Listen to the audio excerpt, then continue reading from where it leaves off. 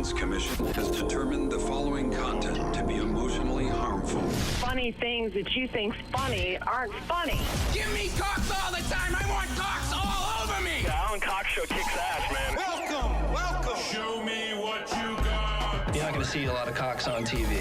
Alan Cox from the Alan Cox Show. I don't know what it's about you, but I can't even stand your voice. I think you're the biggest asshole alive. It's going to be a great show. Let's kick it. I'll say kick it, and you'll just kick it with a tasty groove, okay? 1, 2, 3, kick it. Kick it. Come on. God damn it. Could you one time kick it? What the? Alan Cox. Here we go. He'll ad-lib. He'll be fine. It's the Alan Cox Show on 100.7 WMMS.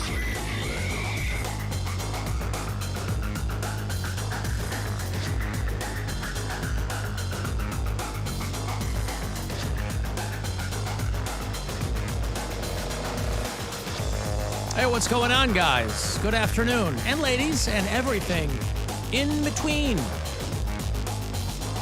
Whoever you are, whatever. Welcome. Thanks for being here. My name's Alan Cox. Thanks for showing up. Say hi to Bill Squire. He's right over there. Hey, creepy hugs, everybody. Comedian Mary Santora sitting in today. Oh, hello. Very exciting. I thought you were in here tomorrow. I didn't even know you were in here today. All kinds of plans changed, Alan. You know, life is just a journey, and you just got to take it one step at a time. You go with the flow, baby. Go with the flow. You and I did a lot of driving over the weekend. Not together, of course, separately. Always. But these highways and byways of America were well tread Yeah. by Marilyn Santora and Alan Cox this weekend. Yes. You weren't due in until tomorrow, I thought. No, I was going to fly originally because tomorrow's mine and Brian's anniversary. So I was going to fly into Cleveland tomorrow. Of love. I know. Anniversary of love. Oh, good for you. 4 years of love. 4 years. 4 Wow. years, Mazel yeah. tov. So I was going to fly in tomorrow morning, do the show, and then we were going to go to dinner tomorrow night. And then I'm in Chicago Wednesday, and then Detroit Thursday to Saturday. So I was going to fly New York to Cleveland, Cleveland to Chicago, rent a car, drive from Chicago to Detroit, and then have the car for a week and a half because we're off next week. Yeah. So then I was like, that's a lot. I might as well just drive. So I decided to drive yesterday because it's like a 9-hour drive from New York to Cleveland. Yeah. So I decided instead of missing the show today, I would drive yesterday. And boy, was it a pain in the ass, dude. It was like, took me 2 hours to get out of the city. And I was like, You take the PA Turnpike the whole way, don't you? and then you're just, yes, it's just Pennsylvania. That's the whole drive. You are going tip to taint all of Pennsylvania. Pennsylvania. That's it. But it was, But it's nice when you get into Ohio and you're like, it's only like an hour and a half Yes, now. yes, You're when like, you "Well, see this is a Youngstown." breeze, yeah. But it was like thunderstorms on and off all day yesterday. So I'd like get going for like 45 minutes, and then it would be a half hour of torrential downpours, and everybody's just driving. White knuckling it. Yes, 40 with their Yep. blinkers, their Hazard hazards lights, yeah. on. So it was like the drive ended up taking me almost 10 hours to do. And I had to stop a couple hours in because my car was making a noise. Every time I turned, it was like grinding. And I was like, well, I don't like this. I still have 8.5 hours left, like this isn't. And I realized I'm like, I don't know the last time I drove for an extended period of time in my car. Because every time I drive in New York, it's all stop and go for like a mile, and that's it. You don't really get to open it up and hear all the fun noises that your car's Yes, making. It's like, that didn't sound good. Well, it hasn't gotten over 30 since Yeah. I've been there, And so I got a tune-up and everything. I checked everything before I went to New York in December, but I took it in to our friends at Terry's North Coast Auto this morning, and I needed rotors and brake pads. Oh, boy, they'll get you for a good $600-700 with that. No, they were under warranty. Oh, Because I just had look at everything you. done in December. Well done. So rotors and brake pads. I had a blinker out, which is apparently why it was flashing fast. Yeah. Did you guys know that is a reason? Well, That's if a you thing? that have a it's- blinker out, Yeah. When it flashes fast, yeah. Yeah. Yeah. I was like, oh, that's a cool new trick that my car is doing. I don't think I knew that. Yeah. So if Yeah. you put the blinker on and on And your it's going dashboard, it's like it's yeah. going crazy fast. That means your blinker doesn't work. You mean like if it sounds like Leanne Summers making a machine gun noise? Yeah, Oh, okay, exactly. good. Just want to make sure we're all on the same page. So they oil change, blinker, and rotors. That was making the grinding noise. Yeah, sure. You're getting down to no pads there. Yeah. Woof. So yeah, all safe, back on the road. Everybody's happy. Gonna be Everybody's here good. What do you today. drive again? A Kia Forte. Oh, right, a Kia Forte. Yes. Yes. 2017. And still under warranty. And still not stolen. Still not stolen. The brakes were under warranty. Ah. Not the whole car. Mm-hmm. How many miles are on it these days? 141,000. Wow. Pretty good. Well, I was talking to Brian about it. I was like, dude, my car's making some noise. I don't know if there's something stuck in a wheel well or something. And I like pulled off and was looking at it. He goes, well, it's an older car. And I was like, no, it isn't. I bought it in 2017. He's like, well, first of all, that's 7 years. And second of all, you have almost 150,000 miles on it. Like, you got to start checking this stuff more regularly, you know? So. Check your fluids. Right. Yeah, when I was home a couple of weeks ago, my brother bought himself he's got a Kia 5. And I'm like, or K5. Yeah. I'm like, that's a good looking car, boy. I I'm like, looked what the at hell those. is it? He bought it from one of the Carvana vending machines and the whole bit. I'm A like, little is that sporty guy. Did he have to shake the machine to get it to come out? Well, that's Come what I out. said. I was kind of curious. I'm, That's you know, stuck. because you, they got to It's bring the giant tilted. claw to put. Yeah, Tilted against the glass. yeah. I was curious because you know a lot of those Carvana vending machines have getting, they're changing that a lot because it's not as popular as it once was. But he was like, it was the way he described it. He's like, it was. Very, very not labor intensive at all. So it sounded like he had a really good experience with them. But but that K5 is pretty sweet. You were in Indiana? We were in Bloomington, Indiana, Friday, Saturday, and Sunday. Yes. What was So it Sunday was a lot again? of driving. Sunday was the day that we came back from Bloomington, Indiana. Anything else? That's all Nope. that it was? All that it was. That's the day that we came back. No, because there's so much Whatever. construction. Happy birthday. Happy birthday, idiot. There's so much construction. I don't know what you're talking about around Indianapolis that it takes you in these back roads. And boy, if you have never seen some of the neighborhoods there in Southeast Indianapolis, you are having a great time. Because on the way back, we were going to stop off at the IKEA in Columbus. So we took a completely, as it turns out, much better way, just going due east from Bloomington and the back up. But with the traffic and everything, it just took forever. But we have 5 weddings this year, and 2 of them are Gwen's cousins are getting married, not to each other. And so it's her cousins and her family, and then me.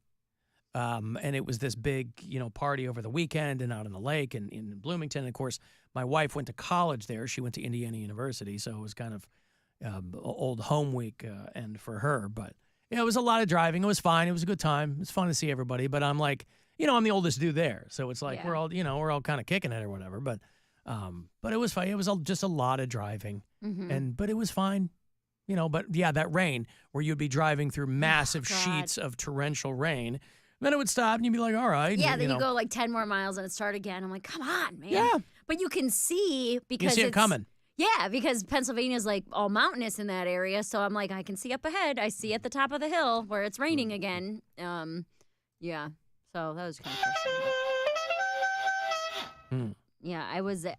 My cat was being super, super cuddly yesterday morning. So I'm like laying with her, and I called Brian. I was like, "You think I should?" You bring her? the cat when you come home? Well, I was like, "You think I should bring her?" I've never brought her in a car because she's a psycho in the car. When we go to the vet 5 minutes away, she's meow, meow.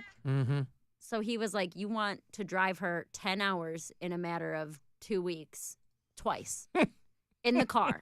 He's like, you can't give her enough drugs. He's like, I don't think that's a good idea at all. But this will be the longest that I've ever. Well, then left what her. happens? She just hangs out in the house, and your roommate keeps an eye on her when she's home. Yeah. So I mean, cats don't need a lot. I was going to say this is when the fact that cats don't need a lot of attention comes in handy. Yes. Is when you're gone. You could literally leave a cat for a weekend. Yeah, 3 days is like the. But you can max. also take a dog in the car, and they're just like, this was the best thing I've ever done. Right.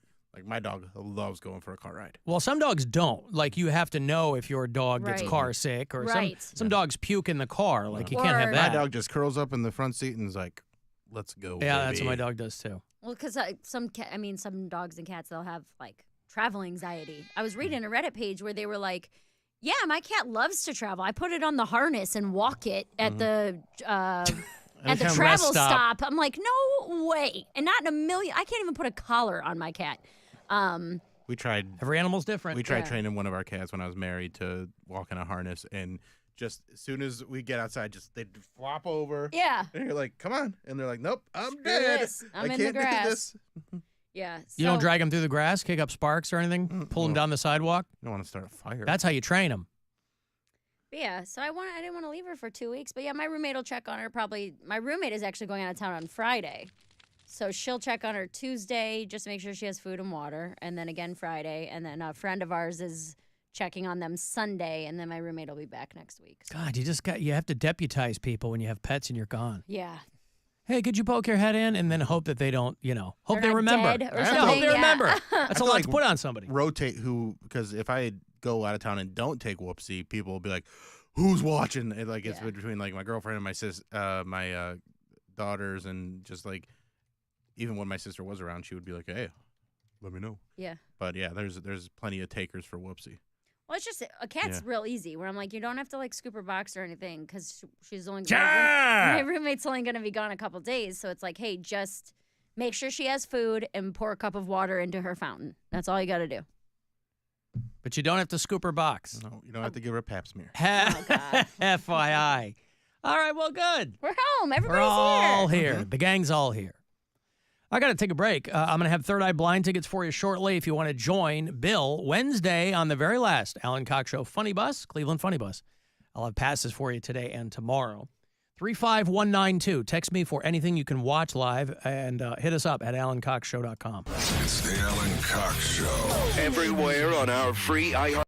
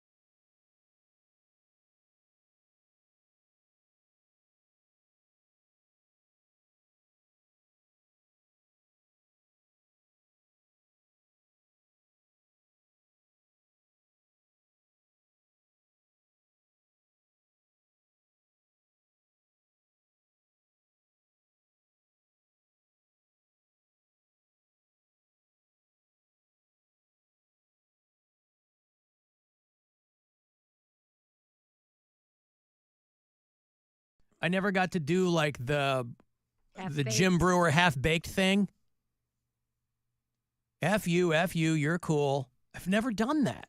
I've never done I've that. never quit. Yeah, I no, never but, quit that way. But I've never, I don't think I would quit that way anyway, but I've never quit a job. I did and I'm walk like, out. how can that be? I walked out at Subway because there was I was the morning key. Well, you were revealed as not being a true artist.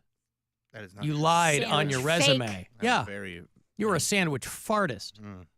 That is not true. Oh. I was very artsy. Mm-hmm. But no, there was this, like, I had all the prep work done in the morning. I was very good at that job. And this lady that I worked with, she was like a lifetime Sandwich artist. jumping from like different fast food job to different fast food job. And she had worked there longer than me, but I got a key to be the opener, and it really bothered her that she wasn't being entrusted with the key. And This is a key to the meats. I was waiting, for customers to come in. We're getting close to lunch rush, and my buddy's there, and we're just chatting. As I'm a man in the front, all the prep's done in back, and she comes out and she goes, "You'll have to leave. Bill has work to do." And I was like, "The hell I do." Yeah. And I was like, "Screw you, I'm out." And so That's she all had it to, took. Wait, you quit because of that? I was like, Probably didn't want that job very much. I mean, it anyway. wasn't a job that I really wanted anyway. Right. I was kind of like done with it, but it was one of those things where I was like, oh, because there was a bunch of other little like petty things that she would always do. And I knew she wouldn't quit. And I knew that if I quit, she would be screwed because it was just me and her. Yeah. And so I got a call from the manager or like the owners. They're like, "We would love for you to come back." And I was like, "I'll come back if Corinne's gone." Yeah. And they're like, "We can't do that." And I was like, "All right, well, Bye. that's fine." Yeah. I've quit every job I've ever had, but not in a bad way. Like I've never quit a job and not had another one lined up. I mean, I guess I left. Yeah, when I got the job in Pittsburgh, I was leaving my radio station in Kalamazoo, Michigan, but I don't think of that as like That's a quit.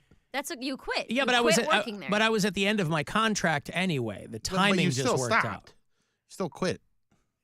They would have brought you guess. back. Huh? So, like They would have brought you back. Yeah. the first I job guess. I ever Okay. had, I was working under the table at a tanning salon. I got fired from that job. That's the only job I've ever been fired. Because they from. couldn't get you out from under the table. Well, that or out of the tanning bed while I was working.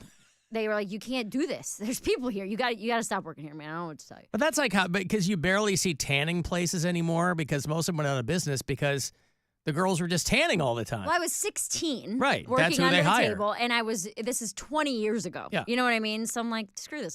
Nobody's in here. I'm gonna tan. I'm gonna do my homework. I'm gonna That's do what my whatever I sister wanna did when do. she Yeah. worked at a tan. That's what every one of those girls does. So, I got fired from that job, and then I started working at a country club, and then I quit working at the country club to work at American Eagle, and I did that all throughout high school, and then even summers in college, and I didn't quit that until I got the bartending gig, and then I moved back to Cleveland. So a lot of mine revolve around moving, where it's like, hey, I don't live here anymore, so I obviously can't work here Yeah, I anymore. guess I've kind of quit a thing. couple jobs. I was really drunk when we were playing this game. So Yeah. now in the cold light of day, it's coming to me that I guess when you just move on to a different gig in this business. That's quitting, when you're like, hey, I'm not going to work here anymore. Right. It doesn't have to be some big show. I guess but, like, I've absolutely never gotten to do the big show thing. Yeah. But yeah. Or angrily quit. I guess that's what I think of people like, will take off their apron and slam it to the ground I'm out. and say, yeah, I'm out of here. So when you get fired at a tanner, do they like, hand over your bronzer? No, they and just your stop- goggles? Not at all. Return that sunshine. It's like, I'm going to need your sunshine. badge and your gun. It's just bronzer and They just hand you bleach, like, Take it all off. Take that tan off you. That's right. Yeah. No, they just stopped scheduling me because I would call in, like, I don't remember the exact days, but let's say I would call in Friday night and they would tell me what days they needed me the following week. So they'd be, okay, we need you next Monday, Wednesday, Saturday from 4 to 10. Yep. And then that's when I would go in. So it was like 3 weeks in a row that I called. And they're like, no, we don't need you. We don't need you. And then the third week, I was like, is something going on? Like, is something wrong? And then the lady was like, yeah, we're going to let you go. Like, you're not a very good employee. So you're not going to work here anymore. So it was like. Well, you didn't quit then. No, I said that's the only job I've been fired from. Oh, I see. Yeah, that's the only job I've been fired from. And then I Yeah, and then I moved on to different retail jobs. And then after bartending, the last bartending job I quit was to take this job that I quit. I was working too. I was working at the Winking Lizard and House of Blues, and I quit both of them to come here and do stand-up.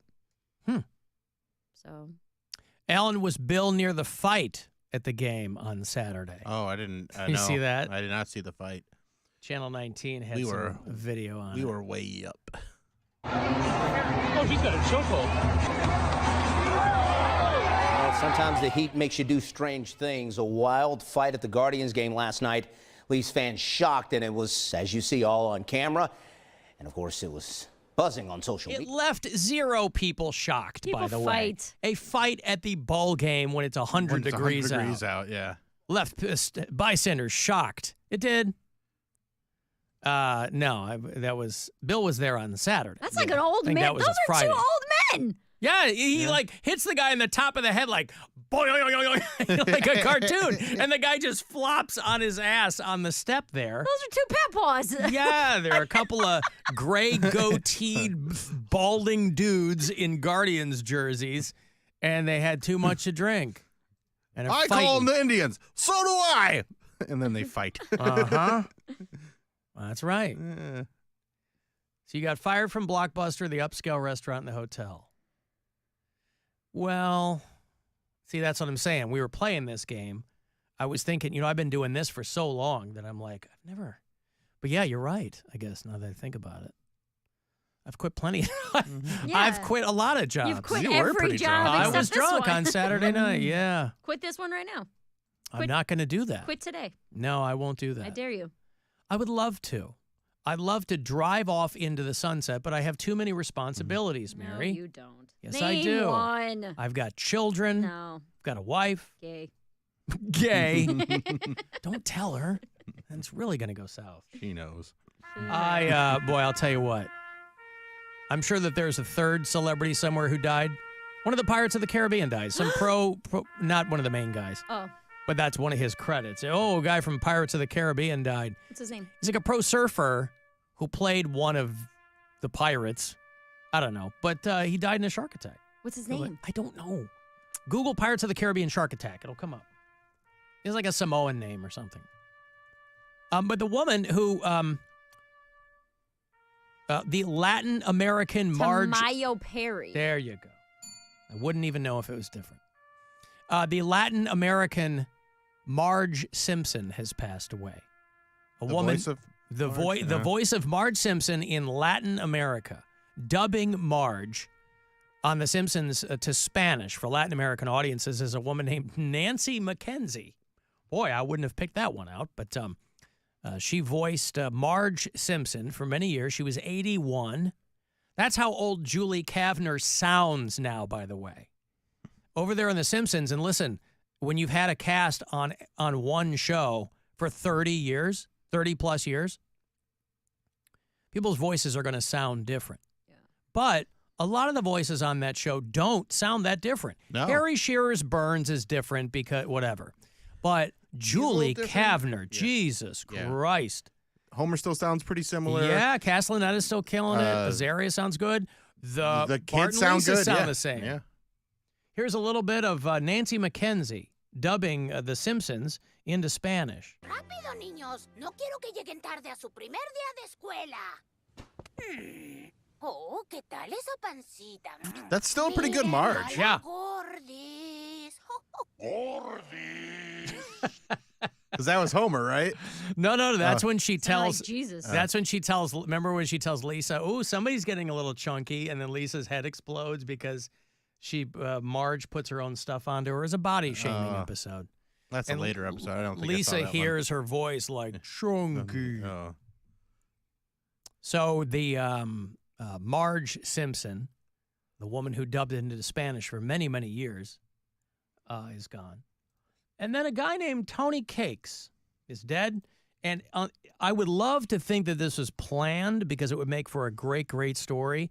But I don't think it was planned. It's just an amazing, I'm going to come out and say it, coincidence. An amazing coincidence. That a former mob boss in the Genovese crime family in New York, right? One of the big five. A guy whose name was Anthony Canigliaro. Careful. He was 86 years old, and for a long time, he was the boss. He was Tony Cakes, or Tony the Dessert Man. They called him Tony Cakes because for a long time... You got that ass. For a long time is... Tony Cakes over here. Hey, here comes Tony Two Cheeks. He don't do nothing but squats. You could set your drink on it. You do a and Russian walk away. deadlift. Russian deadlift. It's the exercise and the killing. Tony Cakes. Oh, Tony Cakes over here. No, it's because his legit business was a cake business. He was selling Italian ices and gelatos. Anyway, this guy gets hit by a New York Department of Transportation truck. He was crossing an intersection, and something happened, and the truck hit him and decapitated him and sent his head like yards away from the rest of his body. And obviously they don't know. He's an old guy. And then they ID'd him as Tony Cakes. They said they must have been flying if they decapitated him. Like, that's crazy. So the driver was inconsolable. Anthony Canigliaro, known by Tony Cakes, died in an accidental hit by a city Department of Transportation truck. His family's about to get paid, dude. Plowed into him at a Brooklyn crosswalk. And he's the former acting captain for the Genovese crime family. I wonder when he was a big deal, because a lot of these old guys, you know, if they lived long enough to not, you know, the mafia is not what it once was, but I mean, these guys, a lot of them, you know, died in the hospital if they didn't die in prison. And he might have been in and out, who knows? But Tony Cakes. But imagine if that had been a planned hit. I mean, they're not going to probably go after an 86-year-old guy at this point. But imagine if they had paid, hey, just run him over, right? I put a scare into him. Turn his brains into frosting. Well, but does he even have a case? Because he was walking when you don't walk. That's right. Yeah, he was, yeah. So, like, you know, all the articles were like, he spent his whole life looking over his shoulder, but he didn't look both ways before he crossed the intersection. 92nd and Dahlgren Place, where he was fatally struck. He was a kind, gentle, soft-spoken guy, always trying to help people. It's got to be nice to be... He always had a real good head on his shoulders. But it's got to be wild. It's got to be wild to be like an elderly mafioso when most people don't know you, you know, when you were ice-picking dudes in the alley and stuff, where they just know you as like the old guy from around the corner who was a nice guy. But it's also just crazy anytime an 86-year-old dies... Not from natural causes or like something, you know, just some health reason. Like, nobody expects to go, hey, I heard your grandpa died. What happened? You know, He's hit by a bus. Hey, he got hit by a bus and his head came off. But that is natural causes. I mean, it's so naturally. It is not. It's so naturally. It's called inertia. If you got hit by a F-550, naturally, you're going to die. But yes, natural cause. Everything is natural causes. You know, if somebody dies of cancer, you can still say they died of natural causes. You know, the truck didn't stop. It hit him. That's natural. It's physics. Took his head clean off. Well, I don't know if it was clean, but, you know. Great Nick Swartzen bit. It's like, what happened to your grandma? She flipped her vet. Yeah. Hey, Woody. Ellen. Yes.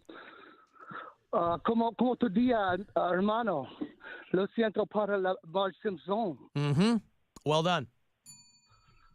That's about all the Spanish I got in me. Oh, good. Okay. Well. But you're talking about getting fired from jobs. I've only been fired once myself. That's shocking. And how many times have you been broken up with, though? Day, kind of like it's been. You did what? And it was a hot week like this, and we were tearing off coal tar pitch and fiberglass roofs. And I had been missing a few days. And my foreman finally said, God damn it, why, Woody, why are you only showing up 3 days a week? And I said, because I can't afford to live on 2.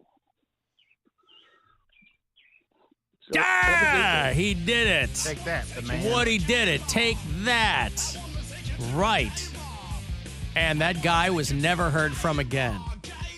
Woody hit him with his truck, and the guy said clean off. He's like, hey, what? All right, I got a break. So R.I.P. Nancy McKenzie, Latin American Marge, and who knows where she went after that. You know, Nancy Cartwright's a Scientologist. So when she dies, voice of Bart, you know, she'll be taken into the bosom of Xenu, I have to imagine. I'm going to break here. You want to send a text, 35192. I want to go see Third Eye Blind. I'll have those tickets for you after the break. They are doing Blossom, I think. Yeah, Blossom. Oh, next Friday is when they're going to play with Yellow Card in Arizona. So if you want to go, I'll hook you up coming back. The Alan Cox Show on 100.7 WMMS. And everywhere you go on our free iHeartRadio app. Rover's Morning Glory. Crystal is going to finalize her divorce today. Is that accurate, Crystal? It's the final, yeah. The final. She looks like she's going to a club, Dieter. Look at this. Like, this is how she dresses. Oh, going yeah. You're going to make him jealous so he backs out the last second? Like, oh, I don't want to do it. Rover's Morning Glory. Weekdays on 100.7 WMMS and 24/7 on our free iHeartRadio app. Sarah Spain with the latest from iHeart Women's Sports, presented by e.l.f. Cosmetics and e.l.f. Skin. Angel Reese extended her WNBA record of consecutive double-doubles to 8 straight, putting up 25 points and 16 boards in an 88-87 Chicago Sky win over Caitlin Clark and the Indiana Fever. Clark had 17 points and set a Fever record with 13 assists, but her Fever fell to the Sky for the first time in 3 meetings this season. For more women's sports stories, subscribe to Good Game with Sarah Spain on iHeart Podcast. When it comes to women in sports, e.l.f. Cosmetics and e.l.f. Skin is all about leveling the playing field. The same goes for the boardroom, where e.l.f. is one of only 4 publicly traded U.S. companies with a board that's 2/3 women and 1/3 diverse. Learn more at elfbeauty.com. Your afternoon drive is brought to you by the Ken Ganley Auto Group, Ohio's #1 automotive retailer. Hey, it's Bill. Now you can finally feel satisfied with your morning with Wendy's new $3 English muffin deal. You don't just get breakfast, you get a proper meal. Get your choice of a tasty grilled sausage or applewood smoked bacon English muffin with fresh cracked egg and gooey cheese. And it wouldn't be a proper breakfast without a small side of crispy seasoned potatoes. And did I mention you get all that for $3? Use the app to order to earn points to get free Wendy's. Choose wisely. Choose Wendy's. Limited time only. U.S. price and participation may vary. Select a request English muffin deal to obtain discount. Not valid for a la carte or combo orders. Single item at regular price. Prices are higher in Alaska and Hawaii. The free iHeart app has hundreds of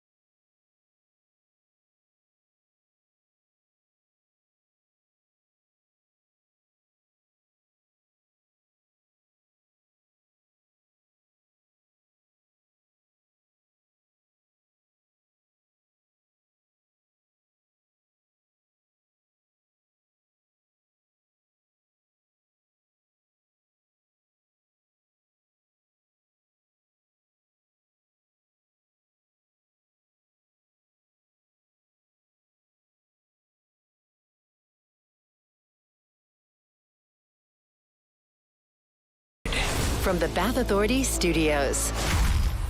100.7 WMMS, Cleveland.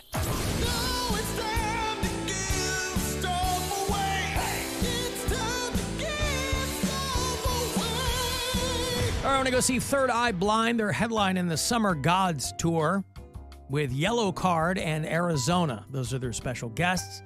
Friday, July 5th. That is next Friday already at Blossom. LiveNation.com has got all the tickets and the info for you if you want to look into it. First pair of tickets from me this week for Third Eye Blind. Good luck. Call 10 216-578-1007 or 800-348-1007. Let's not pretend any of this makes sense. I don't understand any of this. It's the Alan Cox Show On the Buzzard. WMMS.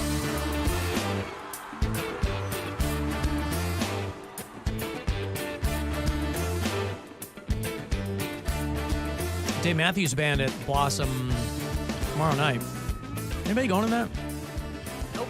I haven't seen them in... saw them once, about 25 years ago. Ben Folds tomorrow night. Oh, Ben Folds at Jacobs Pavilion? No. Oh. Goodyear Theater, Akron. Oh, you got to haul ass to Akron for Ben Folds. All right. Just him and a piano. Yep. All right. And paper airplanes. So a handful of people have asked me if I'm giving away Dave Matthews Band tickets. No, we did them a while back. The show is tomorrow night. It will be the first time that they are here as essentially a band in the Rock and Roll Hall of Fame. They're getting inducted in October.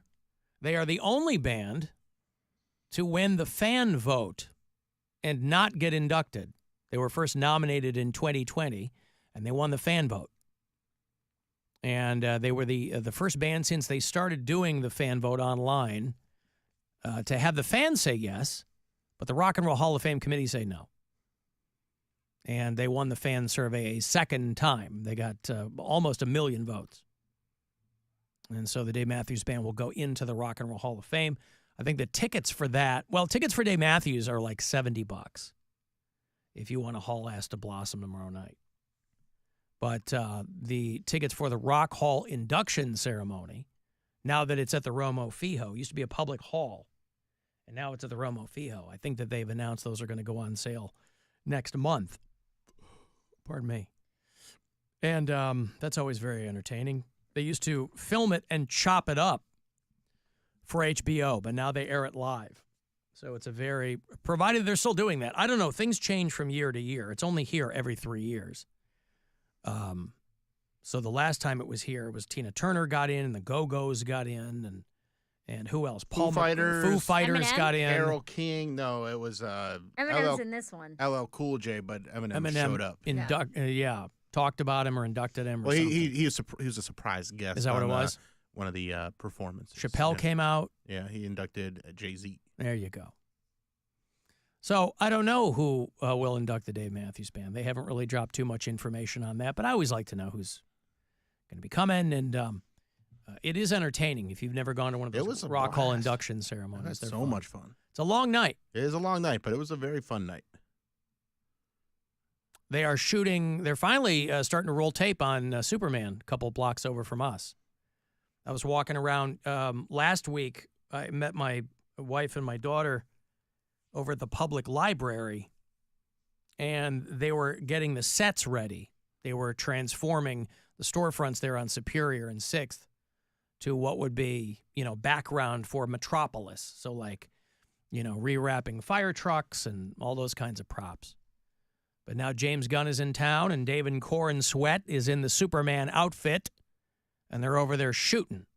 They're shooting down there, and they're shooting right out here, somewhere out by NASA or something, right? They have like big, they have like a military barracks set somewhere. Oh, do they? They're supposed to be shooting right in front of our suite in a couple weeks too. Oh, right on Euclid. Yeah. All right. David Corin Sweat is. I thought it was a British guy because usually they get Brits to play these American parts. Although you know what, Superman only one. He's for everyone. Superman's only been played by one British guy. No, I mean in general. Okay. They get a lot of British people to play. A lot of. I would like for it to go the other way. I would like them to cast a guy from Nebraska to be James Bond. Little tit for tat. I mean, Robert Downey Jr. was Sherlock Holmes. Yes. Did he do the voice? Yeah. Yeah. Accent, yeah. It's okay. Yeah. I think they should show their authenticality and cast someone from Krypton. Alan. Anywho, I think pretty woke that perspective. yeah. Why don't Isn't you that get where he's out of from? here with your libtard ideas, Mary? Guys, I'm from the big city now. I'm changed. Metropolis? Metropolis. Yeah. I'm changed now. I'll never go back to your backwards Ohio ways. All right. Too big time now. I'm very famous. Yeah, so the guy playing Superman and then another actor playing Mr. Terrific are shooting over there on Superior. What's Mr. Terrific? He's like a bendy guy, right? Stretchy guy? Nah, that's Plastic Man. Oh, Plastic Man. What's Mr. Terrific? I don't know. They have a black actor playing him. I don't know if that's what he was in the comic books. Yeah, okay. Michael Holt, the second character to take up the Mr. Terrific mantle. All right, well, I don't know what his I don't know. You got to go really deep into some DC comics to figure some of these things out. But they're over there shooting, and that's got to be very exciting for everybody involved. I think the guy that plays Mr. Terrific in this movie shot a movie here in Cleveland about 10 years ago. There was a Travolta movie here that my wife worked on called Criminal Activities. Jackie Earl Haley directed it. It was Michael Pitt. It was Travolta. And this other actor. So he's got, he's like, oh, yeah, Cleveland. I've been here shooting stuff before. That Criminal Activities was a much, much better movie than it should have been or needed to be. I don't know if a lot of people saw it, but it was very well done. All right, here's Mr. Terrific's abilities. Yeah. He is the third smartest man in the world. Oh, my The God. third. Oh, he got the smartest. He got the bronze for being smart. Okay. He's a brilliant inventor. So if he was first place, he'd be like Mr. Outstanding. Yeah. This is just terrific, Mr. Terrific. He is, despite having no powers, his T-spheres, which he's got these like Pokeballs that he throws. His what spheres? They're called T-spheres. T-spheres. Make him invisible to technology, and he is a member of the Justice Society. Oh, come on. Mm-hmm. I thought Justice Society was the really old one. Justice Society is like, there's like the Justice League, and then there's like the one that they had in the in the Golden Age. Well, like it was like, but it was Black Adam that, and old James Bond played him. Pierce Brosnan. Yeah, Dr. Fate and Our Man. And right, that's what I'm saying. Justice Society. Like, that's why he's called Mr. Terrific, because they had those super lame names early on when they were coming up with, you're talking like 1940s, right? Mr. Terrific. Hawkman and Green Lantern. That sounds like a guy that would like introduce himself as that, like a cringe finance bro. Hey, hello, I'm Mr. they Terrific. call me Mr. Terrific. I'm like the I third might call, but smartest people man. call me Yeah. Mr. Terrific. I didn't give myself that nickname. I understand cryptocurrency. Right. $5 isn't really worth $5. Mr. Terrific. I'm the third smartest man in the world. Yeah. Who are the other two? Who cares?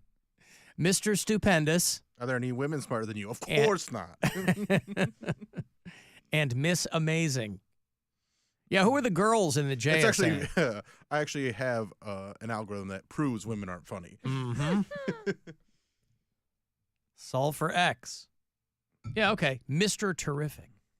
Well, fantastic. And they're trying to get that, trying to get the funding going for that Superman statue. All the new construction that they're doing, all these planned plazas over there on the lakefront. They're hoping to have a Superman statue as part of that. That'd be cool. Since the character was created here. That was that the Sherwin-Williams building, the new one over by Public Square? Yeah. That's like huge. I don't know if I just didn't notice it the last time I was in town. But because they made a big deal about it changing the Cleveland skyline. Well, it does. Yeah. Because I was driving in today, and it made me notice Terminal Tower more.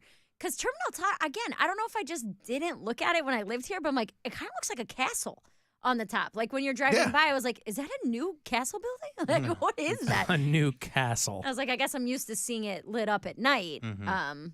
But yeah, I was like, damn, that Sherwin-Williams building is huge.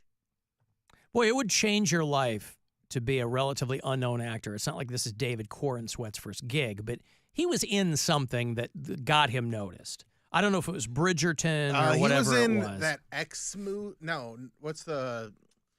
Pearl. Pearl, yeah, he was in Okay. Pearl. This person is David Corrington? David Cornsweet. Corenswet. He's from Cornsweet. Philly. And he's done a handful of things. Oh, he And- looks like Superman. He's Yeah, hot. he does. He looks it's a good bit of casting. Good casting, yeah. But it's got to be great when you get a break in one of these franchise movies. Is he another one who looks hot and ripped and is actually little? Because that happens to me all the time when I No, meet he's famous people. probably I don't 6'2" or know. 6'3". Okay. Like, Yeah, I don't know. Usually when they get a Superman, they want him to be pretty tall. You can't have a short Superman. It's tough to do a short Superman. Every time I meet a famous person that I'm like, oh my God, he's hot, I'm like, he's 5'4". How did this happen? Why are you 118 pounds? Like, how do they make you You got to look stay like a skinny to normal-sized get the person? gigs, man. This is insane. You can't be a chubby Superman.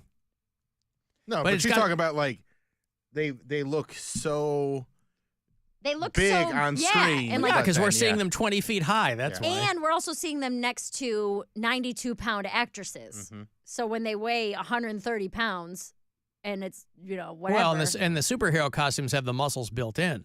Not all of A them. lot of them. Well, the Superman one does. It's padding and stuff. And No, but I mean, they you also still gotta still get, get you got to get jacked. into shape. Yeah. They still get jacked. Henry Cavill was famously yeah, crazy. getting massive. Yeah. David Cornsweet is 6'4". 6'4". Yeah. Dang. Look at that.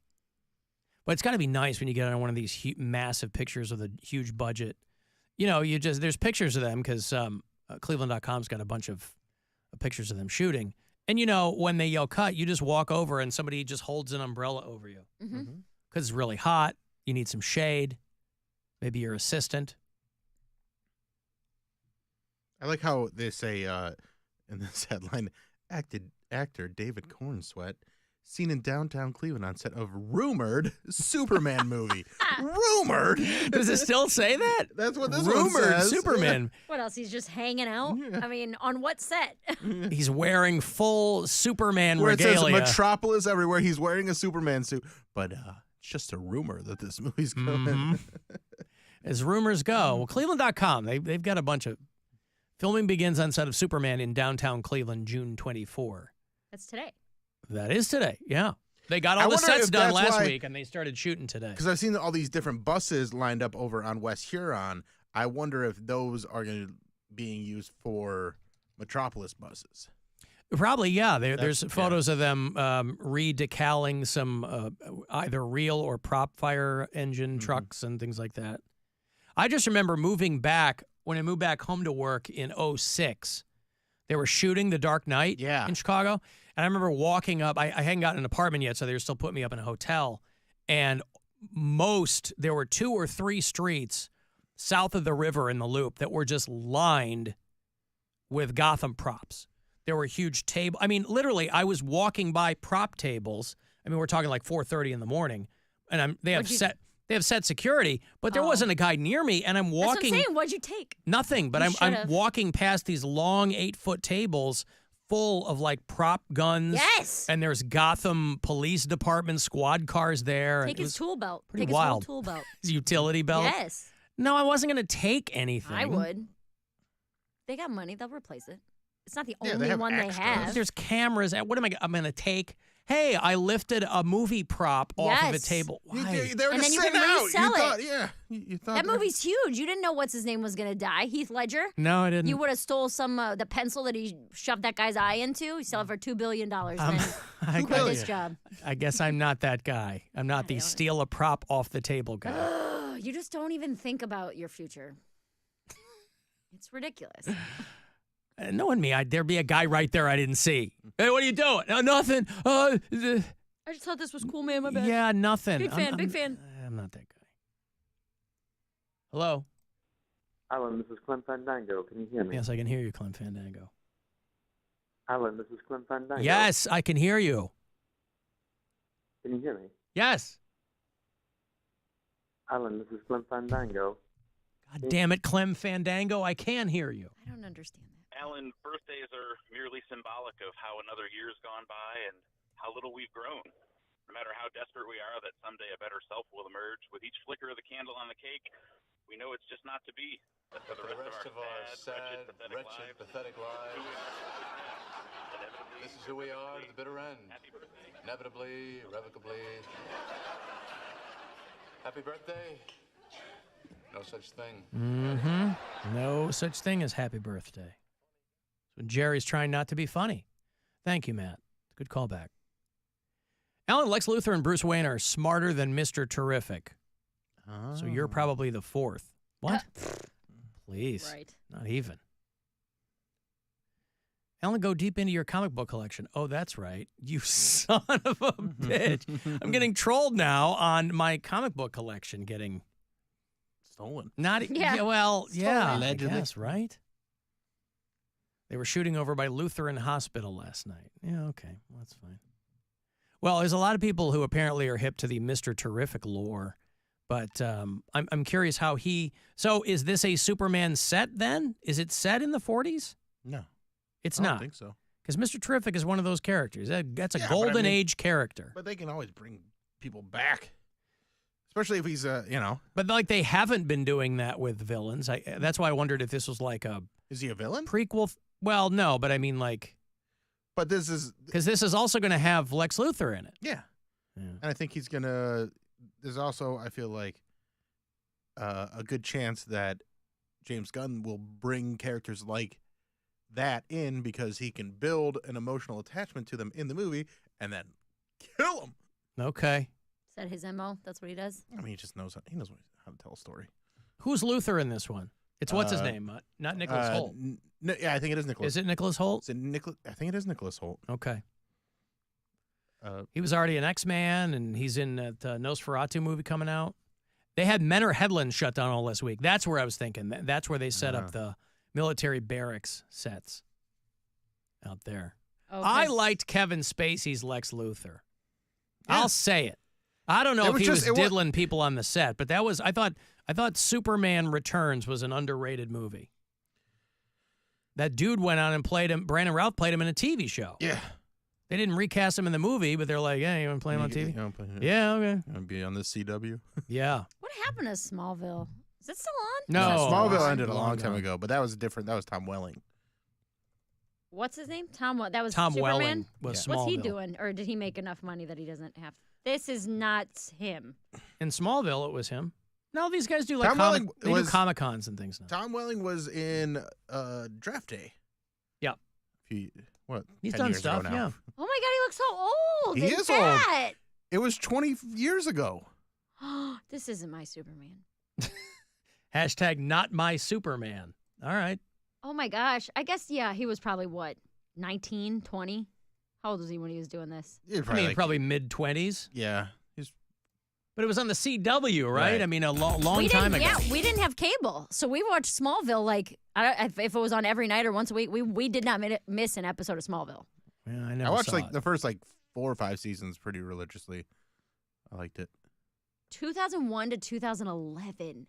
Yeah, that was pretty much the whole time that I was living at home. 6th grade to senior year. Well, actually into college. Alan, they renamed it Lex Lutheran Hospital. I get it. Thank you for that. It's fantastic. Mr. Fantastic. Mr. Terrific. Oh, terrific. He's the That's fourth smartest man in the world. You're thinking Third. of the Fox. He's is the what you're third thinking. smartest man in the world. I'm going to have Guardians tickets for you. I got to show a 4-pack, by the way. I want to get to a Guardians game. They're going to be playing the San Francisco Giants next Friday at Progressive Field. So we'll do that coming back. 35192. Text me for anything else, and hit us up otherwise at alancoxshow.com. The Alan Cox Show. On our free iHeartRadio app and your favorite smart device. Just tell it to play The Alan Cox Show on iHeartRadio. Our iHeartRadio Music Festival, presented by Capital One. Coming back to Las Vegas. 2 nights. September 20th and 21st. On one stage. Streaming live only on Hulu. A weekend full of superstar performances. Never seen before collaborations. And once-in-a-lifetime artist moments you'll have to see to believe. Tickets are on sale now at AXS.com. Don't miss Big Sean. Camila Cabello. Doja Cat. Gwen Stefani. Hosier. Keith Urban. New Kids on the Block. Paramore. Shabuzi. The Black Crows. Thomas Rhett. Victoria Monet. and more. Don't miss your chance to get tickets to our 2024 iHeartRadio Music Festival, presented by Capital One, right now, before they sell out. At AXS.com. That's AXS.com. From the Universal Windows Direct Weather Center, WMMS Weather. Mostly sunny skies for your Monday. Can't rule out the stray pop-up shower this afternoon. Highs in the upper 70s. Clear tonight with overnight lows in the 60s. For your Tuesday, sunshine with high clouds and the chance of afternoon showers. Highs in the 80s. This report is sponsored by Buffalo Wild Wings. Head to Buffalo Wild Wings for all you can eat boneless wings and fries on Mondays and Wednesdays for just $19.99. Dine in only at participating locations. Taxes and fees including service extra. Not available with BWW Go. May not be combined with any other discounts or offers. Wasteful Washington spending is driving up the price of everything in Ohio. Groceries, gas, housing. Senator Sherrod Brown has backed President Biden's agenda 97% of the time, including voting to allow spending tax dollars on illegal immigrants. Senator Brown voted to allow $500 million in COVID checks for illegals. And Brown voted in favor of taxpayer-funded health care for illegals granted amnesty, while some American citizens can't afford to see a doctor. Brown even voted with Biden to give illegal immigrants Social Security benefits for work done illegally.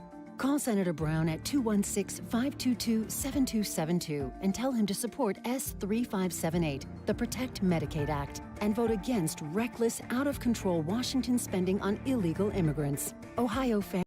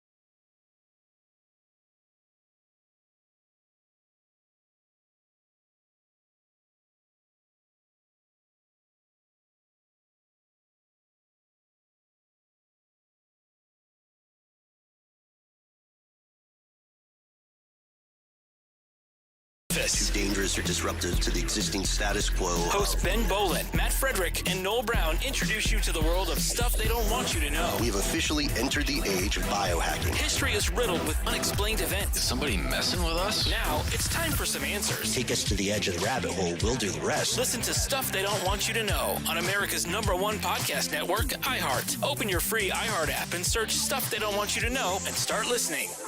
It's time to give. It's time to give stuff away.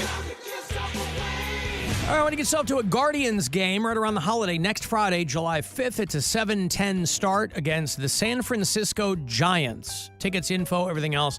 You should have that MLB Ballpark app on your phone all season long. They're going to be doing free shirts courtesy of Phantom Fireworks, Larry Doby celebration. Phantom Fireworks next Friday the 5th. I got 4 tickets for you. You got 3 pals? That'll be caller 10. Guardians, Giants, next Friday night, right around the corner here.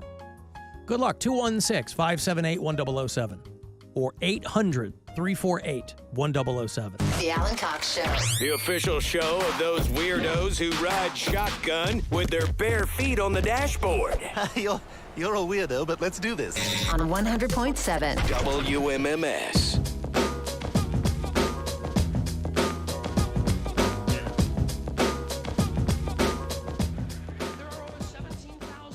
Courses in America. They average over 150 acres apiece. That's 3 million plus acres. 4,820 square miles. You could build 2 Rhode Islands and a Delaware for the homeless on the land currently being wasted on this meaningless, mindless, arrogant, elitist, racist. There's another thing. The only blacks you'll find in country clubs are carrying trays and a boring game. Boring game for boring people. You ever watch golf on television? It's like watching flies fuck. They had more protests, this time on the golf course. I love this stuff. I love when they're running out on baseball fields. I love when they're running out during golf events. I love when these kids go off half-cocked, or maybe fully cocked. I don't know. A girl wearing a T-shirt that says, "No golf on a dead planet." Climate change protesters. They're out in force. Again, not going to change anything, but, a little too late. But it was the Travelers Championship. Scotty Scheffler. Isn't this the guy who got arrested a while ago and, they were all freaking out because they thought he was going to go to jail or something? He was trying to get to the tournament, and a cop arrested him. Right. Everybody's like, hey, that's the guy in the tournament. He's in the lead right now. And yeah, but was he speeding or trying to get away or something? No, he was. I think he was just driving on the berm or whatever. Oh. Nothing crazy. Oh, I thought they got him for something else. I'm just trying to get there. Yeah. Well, I thought once they got him, he put some big... he might have. Yeah. Well, listen, what do they always say? Hey, just comply. Yep. Hey, comply. Everything will be fine if you just comply. Scotty Scheffler? Whoever you are, I don't pay attention to golf. I know this guy's a big deal, I think, right? I don't know. I couldn't care less about golf, but they draw a huge, huge crowd. And that's what protesters are looking for. You got to get out in front of a lot of people. Now, you're certainly not going to change any minds at a golf event, but you got to love the moxie. I love it. The still shots. Look at this. Cops grabbing this girl, buzzed head. No golf on a dead planet. They got 4 cops. It's a good album title. King Zach's early work, I believe. And just out there letting people know what's up. I love it. They ran amok, is how they described it. But it didn't really, a little stoppage in play, but it didn't screw anything up. I think if you're going to get out there, you should start to F some things up. That's my point. Kick the ball. You're going to get arrested. Yeah. Bring a shovel. You know what I mean? Start digging in the greens, divots. Get a post hole digger and get out there. Because then they can't play. You know what I mean? These people who just run out there with a T-shirt on, I'm like, you need to be doing more destruction than this. Well, that's what I'm saying. It's one thing because you're going to get pinched and you might pull a trespassing charge, but they aren't so committed that they want to grab a destruction of public property charge. And I say, listen, the private these property, are probably, probably destruction of private property. Either way, sure. Yeah. Private, public. These are probably kids who come from well-to-do families. And so mom and dad can probably take care of things. And so there's very, very little real cost to them. This was in Connecticut. Oh, boy. We've got a whole group of protesters here. And they've been tackled on the ground, on the green. Police have responded quickly, but we've got, I see 4 protesters that have been handcuffed. They just came flying down the hill out of the gallery. I know golf was created in Scotland, right? Just FYI. I think they're celebrating the cops tackling them. I That's a see. very American thing. Right. Yes. State power. Yeah, so protesters ran onto the green. They had spray paint, and they were throwing flares. And the crowd just wanted to see some golf. No one had their balls disturbed. The placement didn't change, of course.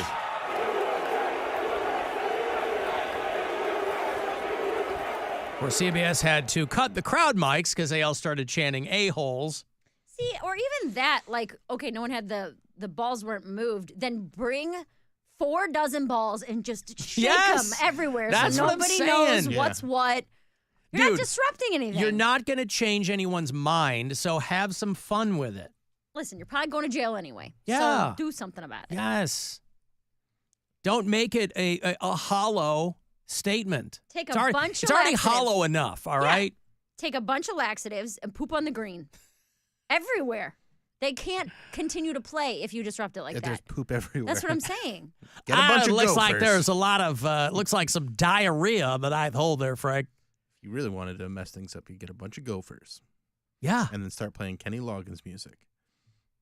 And them gophers are going to be dancing. And people will be like, we have to return this to nature because look how cute these gophers are. You want me to kill the golfers? The golfers!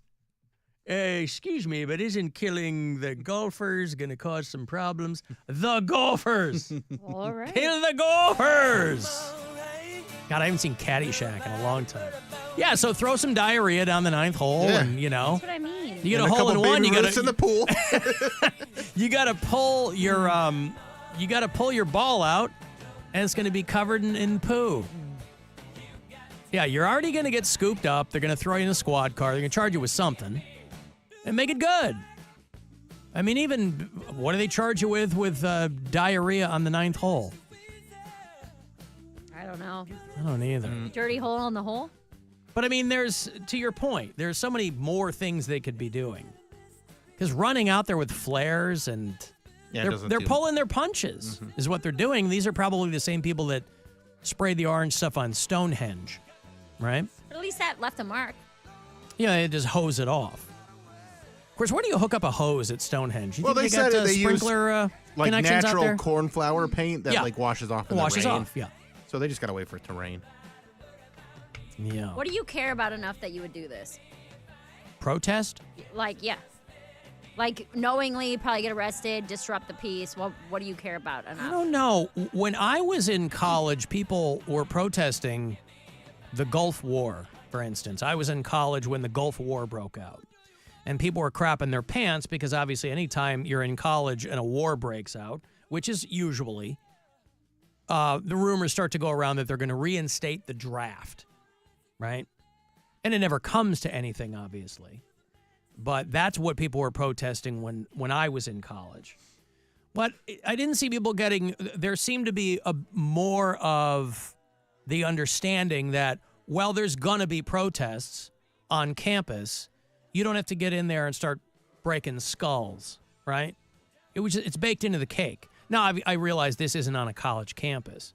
But even now on college campuses, and this is the concern that a lot of people have, is that they immediately call the cops in. Or they roll in, to get these. It's like, that's what you're supposed to be doing in college. You're like not really well informed on whatever issue you're protesting, but enough where you can get out. That's what you're supposed to be doing. But that wasn't me. I'm not that guy. I was too busy working. But I can't imagine, I guess, something, but I wasn't. But what would 58-year-old Alan protest? I'm not 58, Mary. Wow, when was your birthday? How old did you turn? I'm 53 years old. When did that happen? I don't remember, but I'm not 58. That's the important part. I can't tell you what 58-year-old Alan will be doing in 5 years. But I don't know. I don't know if there's anything I care about that much. Well, but you also, it also kind of comes around to what is the issue of your day, right? Well, it also comes down like how effective is the protest going to be? Well, I mean, most protests don't do anything, but there's You're nothing. right. But civil disobedience, I think, is a very it's a point- fundamental part of American life, quite frankly. But it's also it can be instructive in getting information out there. But again, if people were just trying to call attention to the fact that the climate is changing rapidly, that'd be one thing. There were climate change protests when I was in college 30 years ago. They didn't do anything then, and they don't do anything now. You were in college when you were 40? Isn't it nice to have you back? Yeah, you know. Look at me between the screens. You could just as easily be doing this on camera in New York. But there's a vibe in here. Yeah, there sure is. Like- Yep. I'm going to call you on your 53rd birthday Say happy from my 70th hospital birthday. bed. You're going to be dead. Nah, I'll outlive everybody. What are you talking about? Only the good die young, baby. I feel like one of my family members would have to have been kidnapped or something for me to. Like, It'd have what to are be you a big protesting? What are you in that? protesting? Yeah, that- Kidnapping? I'm Don't not kidnap protesting. people. Don't kidnap my people. I'd like run out and be like, help me find them. You know what I mean? But that's not a protest. That's you on the news I guess going, that's true. my sister's been kidnapped. Please find her. I checked her OnlyFans, and she was nowhere to be found. She hasn't spread her cheeks in weeks. Ah. Everyone's upset. Yep. So, yeah, get some gophers out there or something. But I love when those kids run out there and they're screaming something. And, you know, you go back to, like, people who were protesting the Vietnam War, and that's why the response to these kinds of protests now seems so out of whack. Protests, by and large, on campus or otherwise, are exceedingly peaceful compared to what, oh, no, kids have tents on the quad. You know, compared to what was going on when people were protesting the Vietnam War, like they were bombing like buildings and stuff. They were occupying buildings on campus, off campus. You know, they were bombing like police stations and stuff or draft board offices. And I'm not saying that's the way to go, but I'm just saying comparatively to now, where you got a bunch of kids chanting and holding signs. They're allowed to do that, right? Of course they're allowed to do that. Well, is there rules because it's like a private property or something? Like you can only protest in public But that's grounds? it's always been that. Protests on campus, like that's when you're supposed to do that I'm stuff. saying, can they catch them on a technicality? I'm sure they can. A lot of these universities now, they don't want anything to do with this. I mean, again, it all goes back to money, but they don't want anything to do with it. But that's what college is supposed to be. Okay, so what if one of your kids got swooped up? One of your kids is going out and got a T-shirt and gluing their hands to the floor of the basketball game. How would you respond to that? You got to drive to Michigan State. Like, how would you handle that? I'd deal with it. I'd want all the information. Well, would you congratulate them? Because you say you love stuff like this. Would you be like, good job? If it was something that they felt compelled to do, yeah. If it was something that they felt strongly enough about and felt compelled to do in good faith, yeah, that's them. I mean, my son's going to be 24 at Christmas. My daughter turns 20 this coming weekend. They're adults. So, yeah, they're adults. But that's when you're supposed to be out there doing stuff. Because you are, by design, by the way, people go, oh, college kids are in a bubble. They don't know how the world. Yeah, that's the point. The point. You're supposed to be. You're supposed to be in a bubble. Would it make more of an impact if it were 50-year-olds doing this? Would it make more of an impact if it were 50-year-olds? Yeah. I don't know. If people were like Look at Trump rallies. I mean, some of the protesters that I've seen, like I think one of the guys that was doing the paint one at Stonehenge, I think he was an older guy. But I mean, like, I mean, you're always going to have old hippies or old people that are part of the cause, but I'm just saying, like Trump rallies, those are just old people protesting. They don't know about what, but that's what that is, right? Things aren't the same as they were when they were not how they actually remember. I guess my question is more like, would this be effective if all the members of a Fortune 500 company went out and slept in tents on the ground? I can't even imagine that hypothetically. Do you get what I'm saying? Like, would that actually move the needle on, hey, what are we doing in Palestine type of thing? No, because the hoi polloi don't have any kind of sympathy for Fortune 500 CEOs. No. 10 billionaires to get more done, I think, than millions of people. But that's what I mean. Yeah. If whatever company loses millions of dollars because all of their employees are outside yelling, that wouldn't make someone do something instead of college kids who don't have jobs anyway? If employees of a company were outside protesting, that happens all the time. I mean, employees go on strike. All the time, employees go, But they go on strike for their own benefit. Yeah, we want to unionize. What are they doing it for? And the company goes, all right, you're all fired. So I'm saying, what if they do it for a global cause?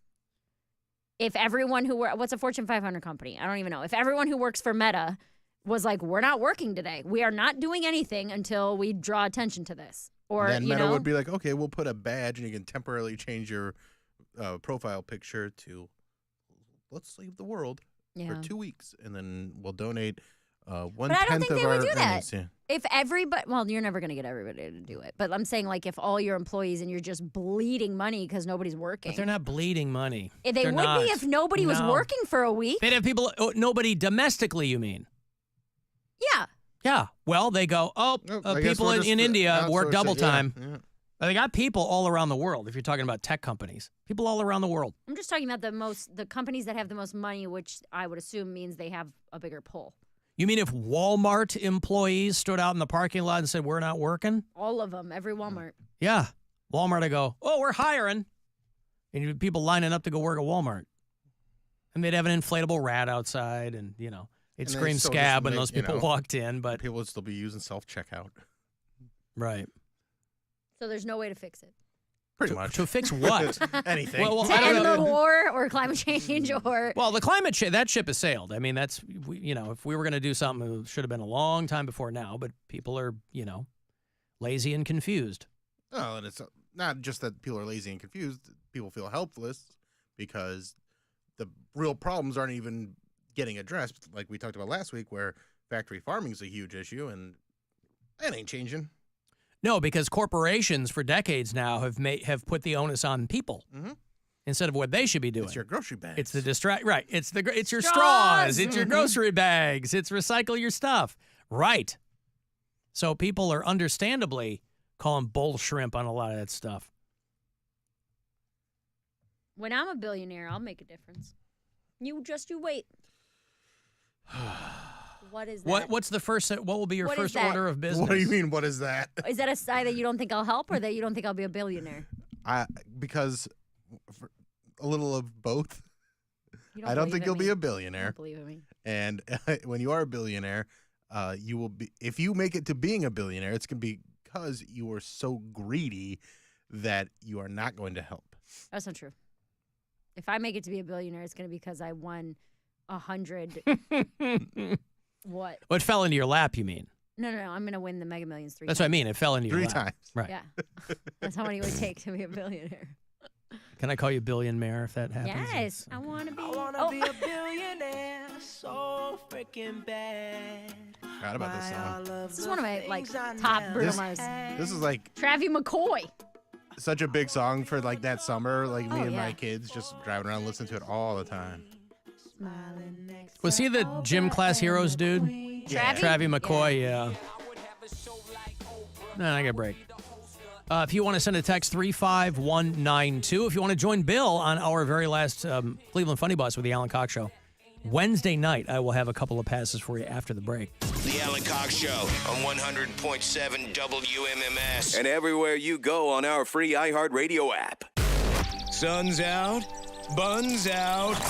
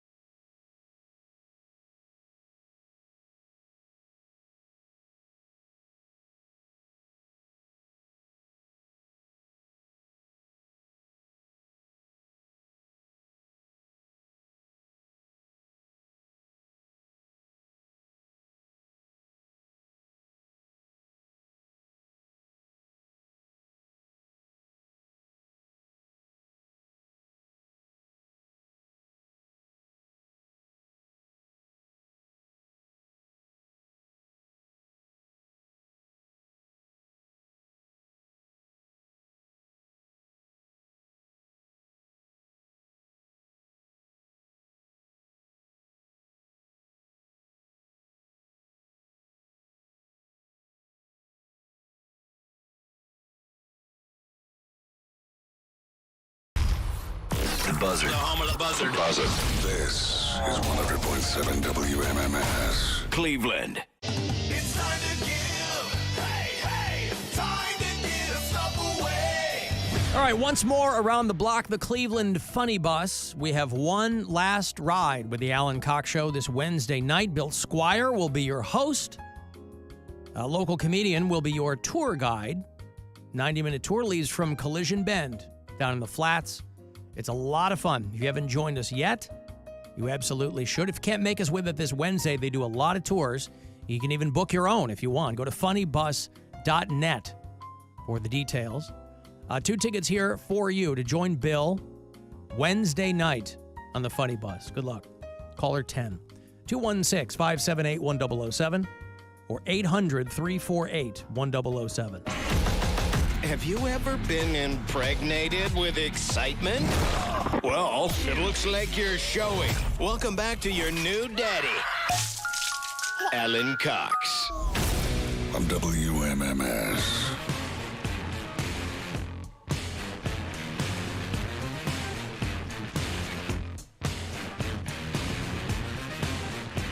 Your Cleveland Guardians are set up to play tonight. They're in Baltimore, Maryland. First of 3 tonight against the Orioles. That is a 6:05 start. So we'll get out a couple minutes early tonight, make way for that pregame there. Tonight, tomorrow night, and Wednesday, 6:05 starts. The Guardians, Orioles live from where they play, Camden Yards. Yeah. This is going to be a tough series. The Orioles are very good. A very good team right now. Second in the East. And they're on a hot streak, too. Yeah, they are. They're playing well. So. Well, the Guardians still have 2 fewer losses than the Orioles. Mm-hmm. But otherwise, pretty evenly matched teams. So it should be a good time. Comedian Mary Santora is in studio with us today. What up? What's up, Cleveland? Hey! Oh, by the way, since July starts next week, we'll be out next week, but July does begin Monday, which means there'll be a new promo code for you to use all month long at CLE Clothing Company. Fireworks. You've got 6 days remaining to use the word cardinal at CLE Clothing Company for June. It gets you 20% off whatever you buy, whenever you buy it. Do it in one of their stores. You're walking around. Maybe you're a more tactile shopper. You do it that way. If you shop online, just use Cardinal at checkout, 20% off. And then the new word will begin on Monday. It's not firework. Freedom. It's not freedom. Liberty. Stripes. Flag. America. You're getting warmer. Eagle. Stars? Bars. Star. Yeah, star.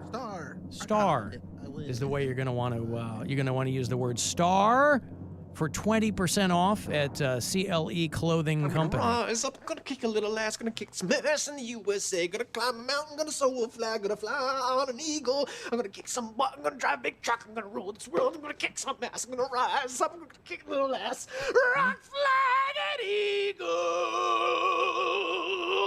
Yeah, that's how they're playing at the Guardians game when they come back. Kick a little ass. There's an Instagram account called Only in Dade, and I think that it's the Dade County Sheriff's Department that posts these things. Only in Dade. Marcel Hernandez does stuff for them. For Only in Dade? I thought it was Dade. Only in Dade. That's how I've read it every single time. Only in Dade. You never heard of Dade County in Florida? That's where Miami is, right? Okay. Well, anyway, somebody vandalized a parking lot full of Tesla Cybertrucks. Yeah, I saw that. They wrote F Elon on the hood of all these. And people were dunking on Elon Musk. I don't know why. I feel bad for the place selling the Cybertruck. It's Tesla. I mean, it's but don't they have? Isn't there a place you can go that'll sell you like a used Cybertruck or something? Are there any used Cybertrucks? Of course. I don't think you're allowed to really sell them. Like I think there's, but I don't. I mean, There's definitely not this many used Cybertrucks. These are just unsold Tesla Well, yeah, because don't they? Again, I don't know anything about buying them, but there are used Cybertrucks all over the internet because once people get these and they go, oh, this kind of sucks. I want to get rid of it. But my understanding is that Tesla makes it prohibitively difficult to turn around and sell your Cybertruck. Yeah. Like somehow it's in the fine print that I don't even know how it works. You know, the thing with Elon Musk is that everything he says, it rarely makes sense. And so you don't know how this thing actually works. I'm sure people who have purchased one, there's a handful of them around Northeast Ohio. Yeah, it's got a no resell clause in the thing. Yeah. I don't know how you can enforce that. If I'm buying your vehicle, it's my car. I can do whatever I want with it. Auto Trader's got them. Car Gurus has got them. They're all in like the 150 range for a used Cybertruck. All-wheel drive, 2024. Cyber Beast. This lady went viral on TikTok that I saw because they were trying to show why a Cybertruck is the perfect family car. And they were doing like a tour like, one of the things the lady said is that the large trunk space closes and keeps it dry from rain. But then the lady was stitching it every step of the way going through her minivan. It was like she drives like a Honda Element. Yes, and she's like, you're out of your mind if you think that is better for a family than a minivan. At the very end, the lady says something about the way that you'll look like a badass dropping your kids off. And the lady goes, seat 7. You'll never look like a badass in front of your kids ever again.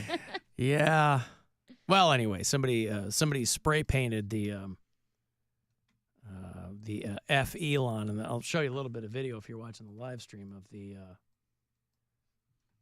Yeah, there's just like an empty parking lot where they're storing unsold ones. Yeah, Cybertrucks on the... only in Dade. They started bringing 3 days ago. Yeah, so F Elon all over the hood and the doors and whatever. And listen, these are out in the open. So somebody who doesn't like the cut of his jib and has got a can of Krylon, they're just going to jump the thing there. So Mary Santora and the Only in Dade account is where you're going to want to find that. Every time I said it like Pitbull says Dale. Dale! It says like Dale. Dale! Only in Dade. F Elon Musk all over. And to be fair, a lot of people have F'd Elon Musk. He just had his 12th kid. Ugh. Could you imagine?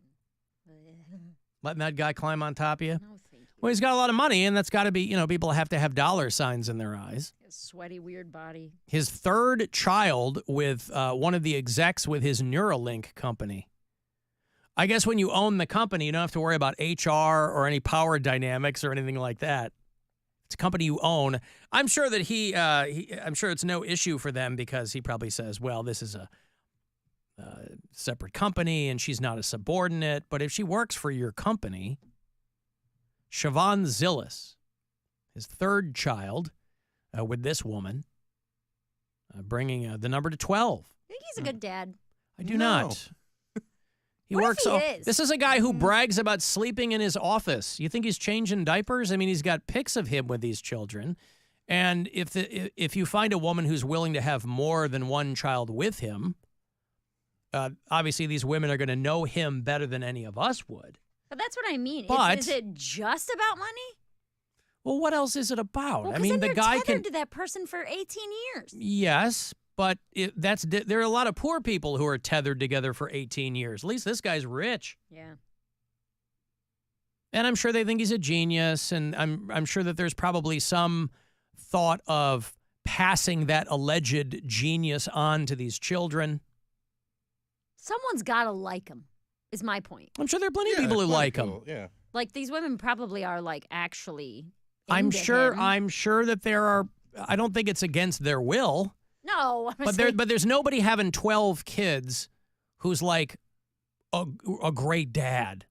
Because if you're a great dad, you go, well, I want to focus on a couple kids. I want to have fun with them.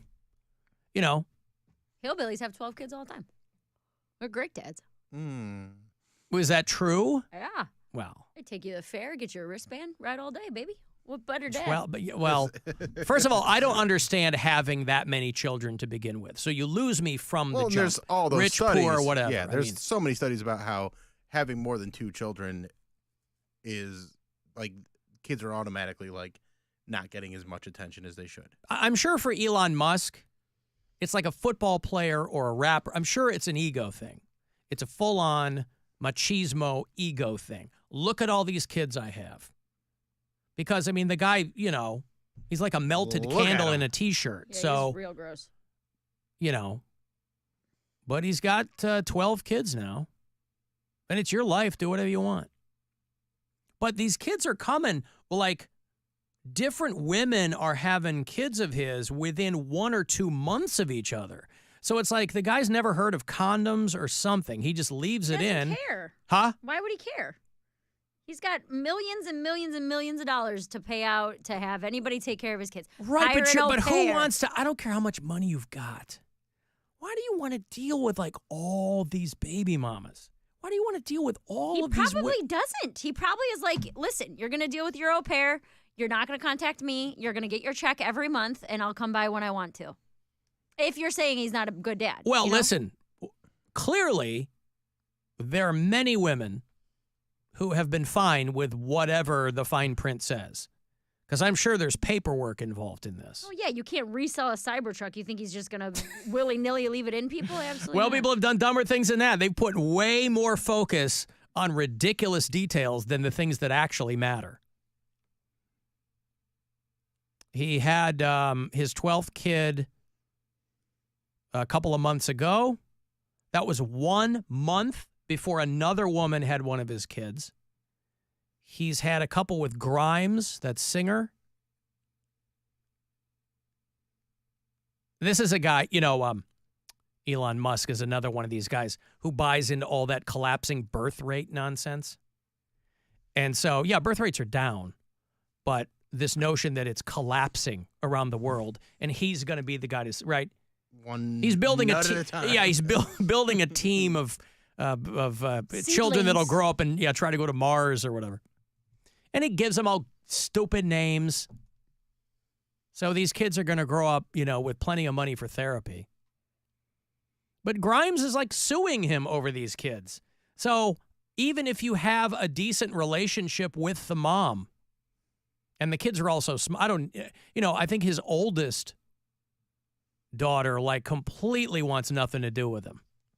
Why would you? Because she's trans or something like that. Well, I mean, even with somebody who's a complicated person, if you have a bunch of kids, some of them are going to like you. you. Law of averages says half of them are going to dig you, the other half are not going to. And, there's been tragedy along the way. I think he lost one to SIDS about 20 years back. But he was married. Justine Musk, his ex-wife, was like a legit normal person, I think. Not that these other women aren't. I don't know. I'm just saying that they got married because they were in love. And somebody had looking kids, at Elon Musk and is like, that's the guy. It can't just be that.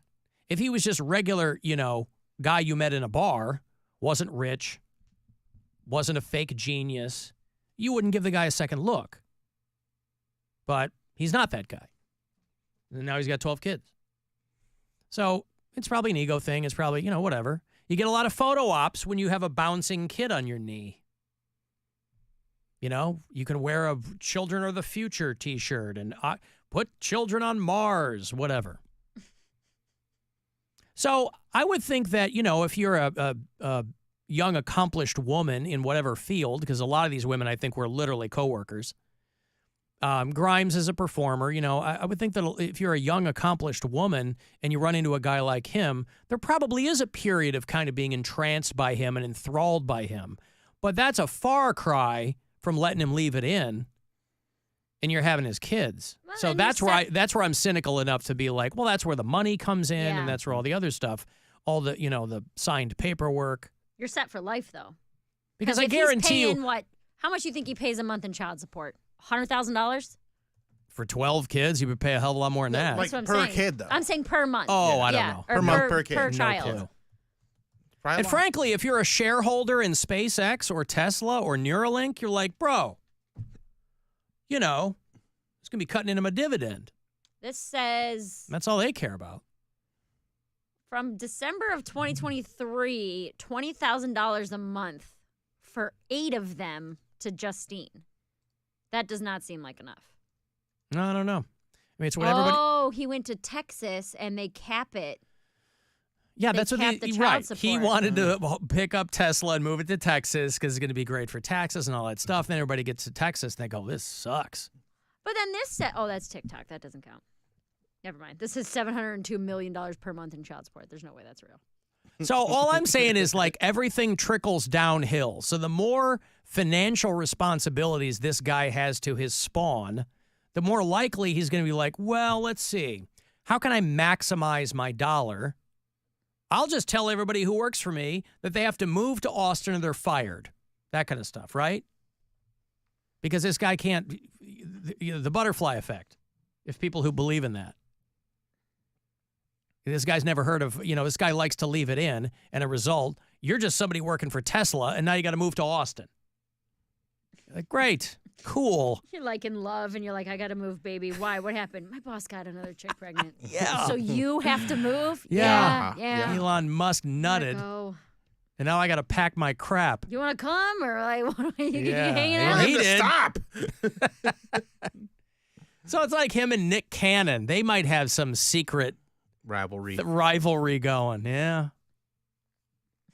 Yep. It's a new bet you can make on DraftKings. Which one of those is going to end up with more kids? What's the over-under on Cannon v. Musk kids? Right. What is, I think he's got 13 right now, Nick Cannon. I don't right? know. Nick Cannon has 13 kids? Yeah, I think so. Yeah. Alan, he don't deal with baby mamas. You do because you punch a clock. He F's hot chicks and has his accountant take care of it. I don't know if you've seen photos, sir or madam, of these women. With respect, I would not refer to them as hot chicks. And I don't try finding a clock in this place to punch. I don't know what that means, but listen, if you have, and it's not like he has 12 baby mamas, but he's probably got 5. And who the hell wants to deal with that? But again, it's not like they're going in, none of these women are going in with blinders on. So it's more a level of curiosity on my part as to the inner workings of this. But all I'm saying is, however it's worked out, it's probably fair to say that with whatever acrimony exists with him and any of these women, the kids are going to be the last ones considered by him. They'll be considered by their mom, most likely, but they'll be the last ones considered by Elon Musk. And when you have 12, you're going to have a couple favorites. You're supposed to lie and say no, but you're going to have a couple of favorites. If you have 2 or 3 or even 4, you can safely tell your children that you don't have a favorite. You get up to a dozen, just as a human being, find any group of 12 people, you're going to have a couple of favorites. They'd be like, nah, that one sucks. Yeah. Doesn't matter if you're related to them or not. Find a dozen people and tell me you like them all the same. I have 12 nieces and nephews, and I definitely don't like them all the same. Yeah. Flat out. And you tell them. Yeah. You get a $100 gift. You get a $12 gift because I don't like you as much. You say Sorry. that to their face. I do, right to their face. Alan, I start Elon calling Musk. them off by numbers. I go numbers 1, 8, and 12. You guys come with me. You're getting ice cream. Everybody else, you suck. Yeah, today it's even numbers. You guys can all share one SpongeBob ice cream. Right. Fight over the bubblegum And ice. the eyes are already taken. Yeah. Elon Musk has a breeder kink, somebody texted. He and his dad both intentionally sought to spread their DNA into the population. This is what I'm saying. Elon Musk is one of these guys who thinks there's population collapse. And because he's a genius, he's just doing the world a favor. And again, it's his money and his jizz, and he can do whatever he wants to do with it. But it's pretty wild. You know, you're a 4-year-old kid and your name is XVL23 and you're trying to go to school with Billies and Tammys You're not going to school. and Ariels. Eddie Murphy has a lot of kids, too. That's Yeah, he true. does. Yep. Eddie Murphy got like a dozen Doesn't kids, George too. Foreman have like 9? Yeah, they're all Yeah, named he's got a bunch, George. yeah. Nope. Yeah. So, yeah. Listen, you can afford them. It seems like a lot of people treat kids like props, too. And there's no ego involved in a small, manageable number. And this is none of that Jesus nonsense, where they're having 19 children because they think that they have to, whatever. I don't even know the thought process behind the flock. No, the flock, it's usually that they don't believe in birth control of any kind. Well, no, Condoms of course. Yeah. But, do the old pull and pray. A lot of people have done that. Hey, oh boy. Hey, Gaylord. Hello? Hello. Oh, boy. Hi, Gaylord. Hi. How's everybody? Good. I just wanted to say that my wife and I went to see Mr. Squire, and we had a wonderful, wonderful time. Where was this? We were burying the lead here. Old 86 on Friday. You talked about coming. Oh, right. Okay. Yes, and it was a fantastic time, and Mr. Squire killed it. He, oh my goodness. I had so much fun. Thank you, thank you, thank you. Thank you for coming. And I want to say, you treated me so wonderful. You're such a gracious host. You treat all of your fans so wonderful. Thank you, Bill, for being so nice to my wife and I. No, you guys are very, very lovely people. Oh, we love you so much, and we're going to be coming to see you soon here. Be careful, Gaylord. That's how he finds his girlfriends. Yep. Well, my wife is about his mom's age, so... I was talking about you.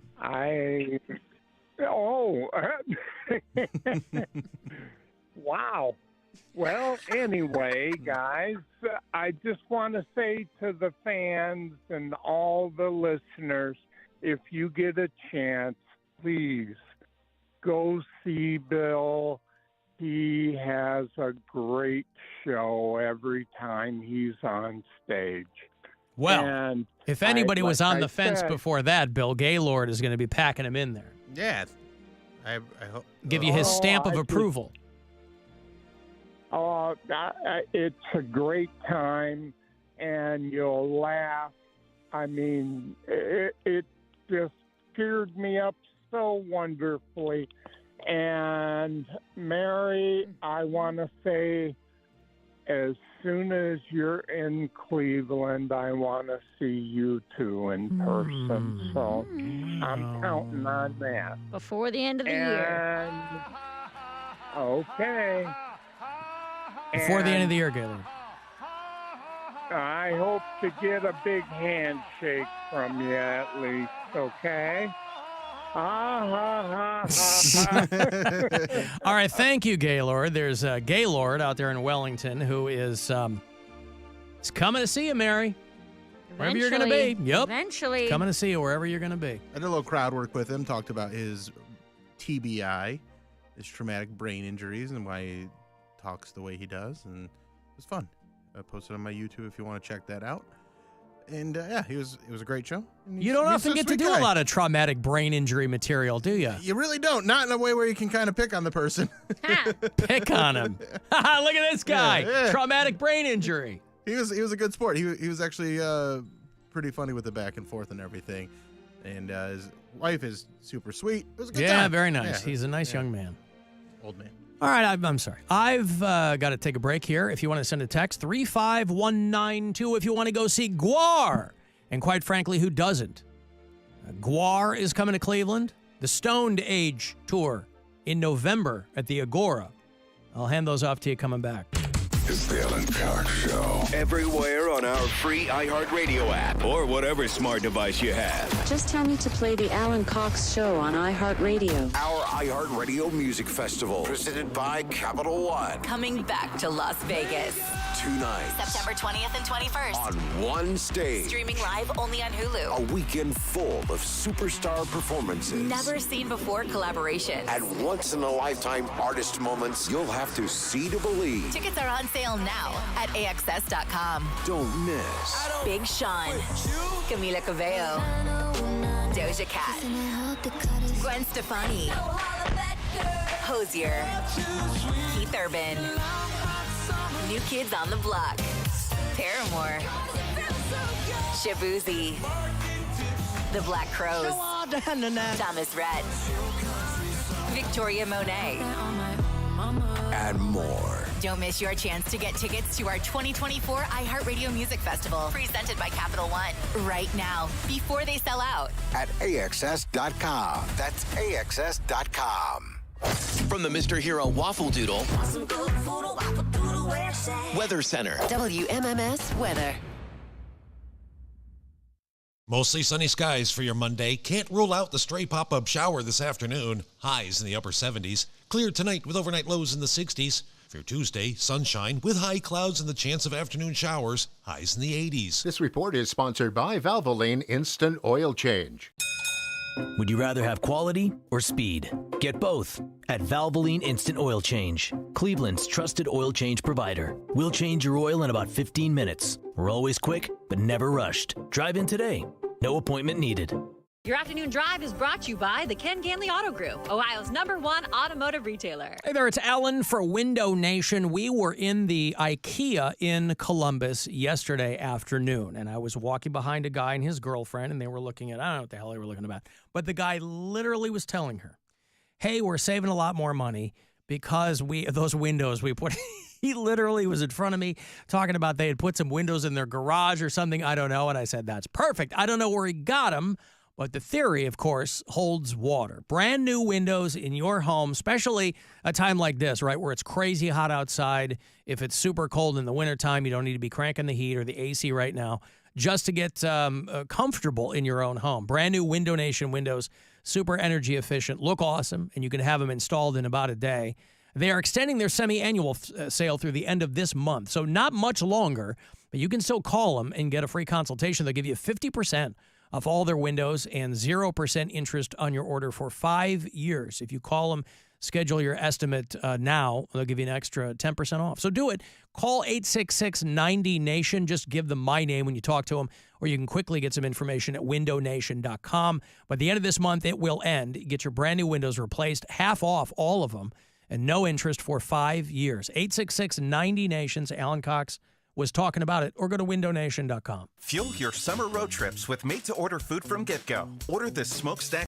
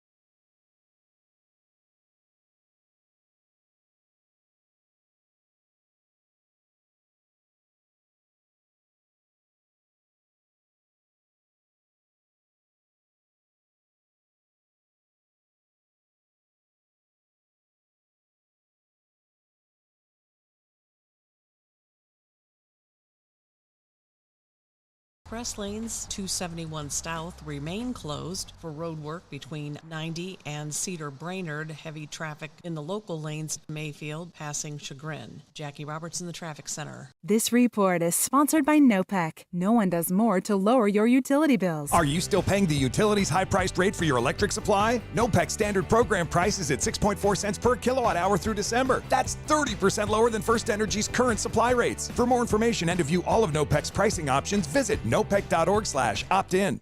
iHeartRadio is the exclusive audio home of NBC's coverage of the 2024 Paris Olympics. It's the only way to listen to exclusive NBC play-by-play action of Team USA, plus NBC's top Olympic moments, original Summer Games podcasts, and live hourly updates from the games in Paris on the iHeart app and right here on this station.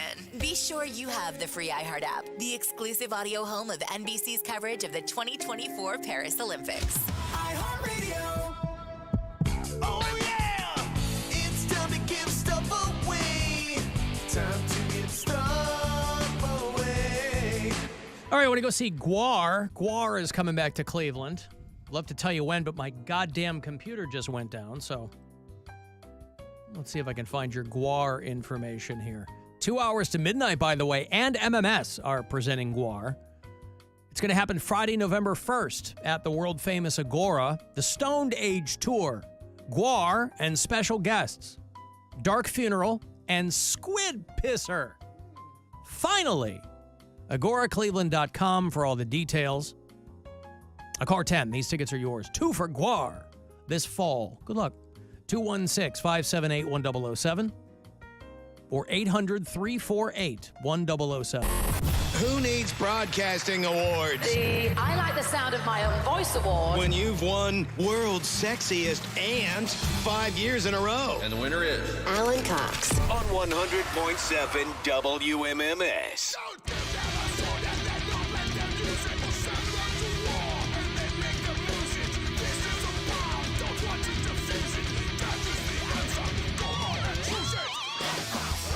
Oh, GWAR! Love ya. I think I dropped in a little Squid Pisser last week, didn't I? Didn't I play some of that for Mary when she was... Mary's in studio today and tomorrow, of course, but... Yeah, it's bad.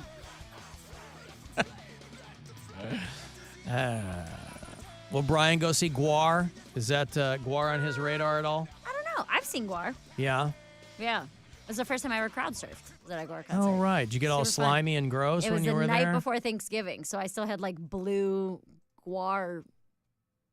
Yeah. I never know what words I'm allowed to use. GWAR ejaculate? Ejaculate. All in over my, your face? In my hairline. Yep. And, yeah. Well, that's the... I always think of the venues they play cleaning up. They played at House of Blues Yeah. when I saw them. Cleaning those things up. Your Cleveland Guardians are set to start up tonight. We'll get out of here a couple of minutes early. 6:05 tonight and tomorrow and Wednesday. They're in Baltimore to play the Orioles. Those should be some very good ball games. Orioles are good.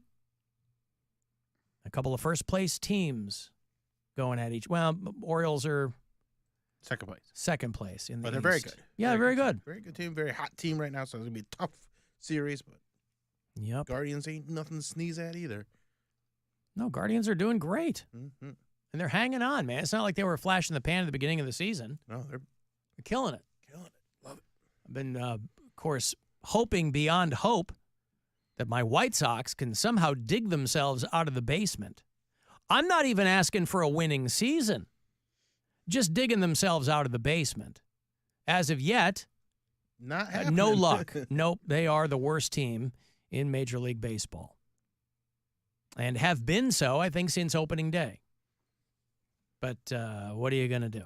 So Guardians, Orioles, tonight live from Camden Yards on the Buzzard and on the iHeartRadio app. You can leave messages for us anytime you like. They're only 30 games back of the Guardians. Yeah, only 30 That's it. That's nothing. Yep. That's got to make Sox legend Jim Thome kind of bummed out because, you know, he's working there in the front office. Yeah. Proud to be a Guardian. Guardian. Guarantee rate field. But he wasn't a Guardian. He was an Indian. Yeah, he wants to make his move back to Cleveland, is my guess. He's got to be. Well, he could do that anytime, and he hasn't. But, I mean, he's just got to be beside himself seeing what's happening with his beloved White Sox.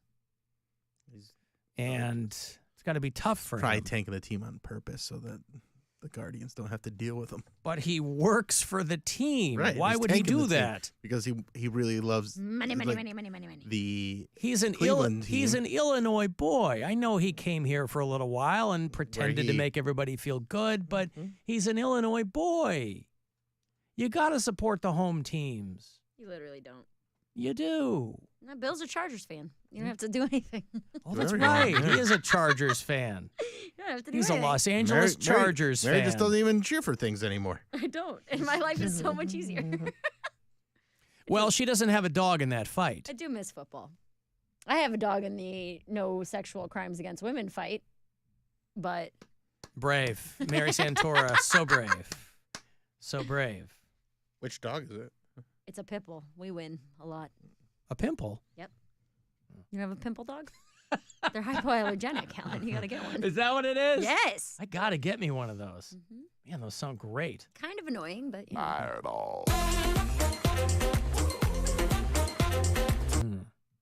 Okay. Hey, you know who I just can't get enough of? Me. I disagree with that. I disagree with you. The Hawk Tuah girl. Oh, you love her. I don't even know if they've dropped her name. Her name's supposed to be Haley something. And what jumped out at me was, you know, she went crazy viral for the last week, the Hawk Tuah girl. But everybody, and this is what sucks about going viral, is everybody starts making money off of what you did. People are making rip-off shirts and Hawk Tuah shirts and just everybody. That's the natural order of things now, is that everybody will grab what you did and start to monetize it so that, ironically, by the time you come to it, it's too late. You're in last place. Yeah. Well, she's got her own Hawk Tuah merch. Finally, this girl, for people who might have been I want the just official. in a coma or, you know, under a rock or something. Oh, you gotta give him that Hawk Tuah and spit on that thing. You get me? She's like drunk at a bachelorette party. Is that what it was? Did you not see that there was someone reporting that she lost her job? She was a preschool teacher? Yeah, but that wasn't true. Oh, it wasn't? No. Okay. Again, viral on TikTok. That's all that I saw. Yeah, so she's on Facebook now.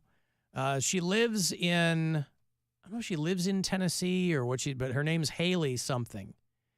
And she's cute. You know, she's out there with a friend and just a dude randomly, one of these YouTube channels, the guy's walking around talking to people and, hey, what do girls do to drive their man crazy? And that was her response.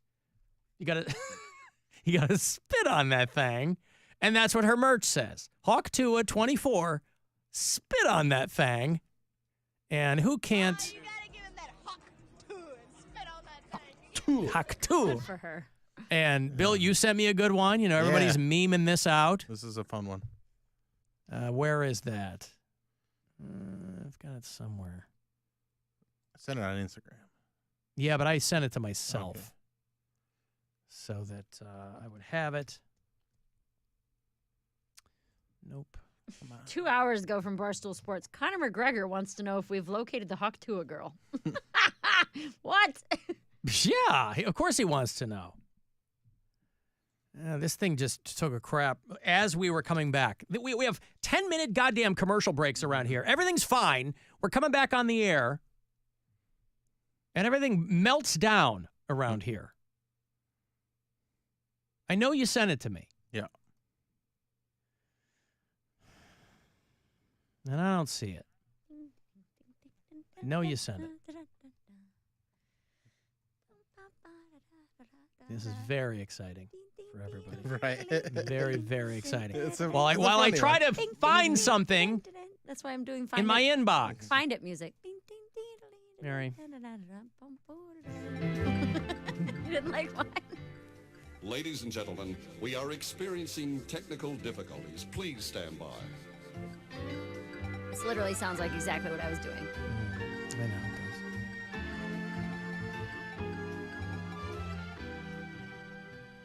We will return to our regularly scheduled program momentarily. Please stay tuned.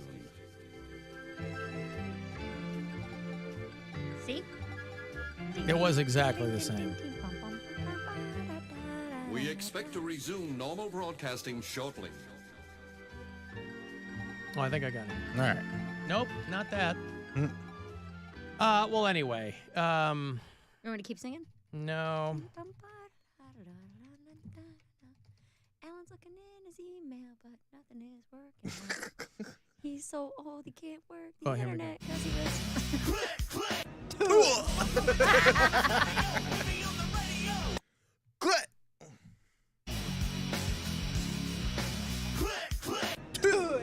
It's a good one. Yeah, it's a good one. It's a good one. The build-up was a little lot. Whatever. lacking, but Click, whatever. Tuah.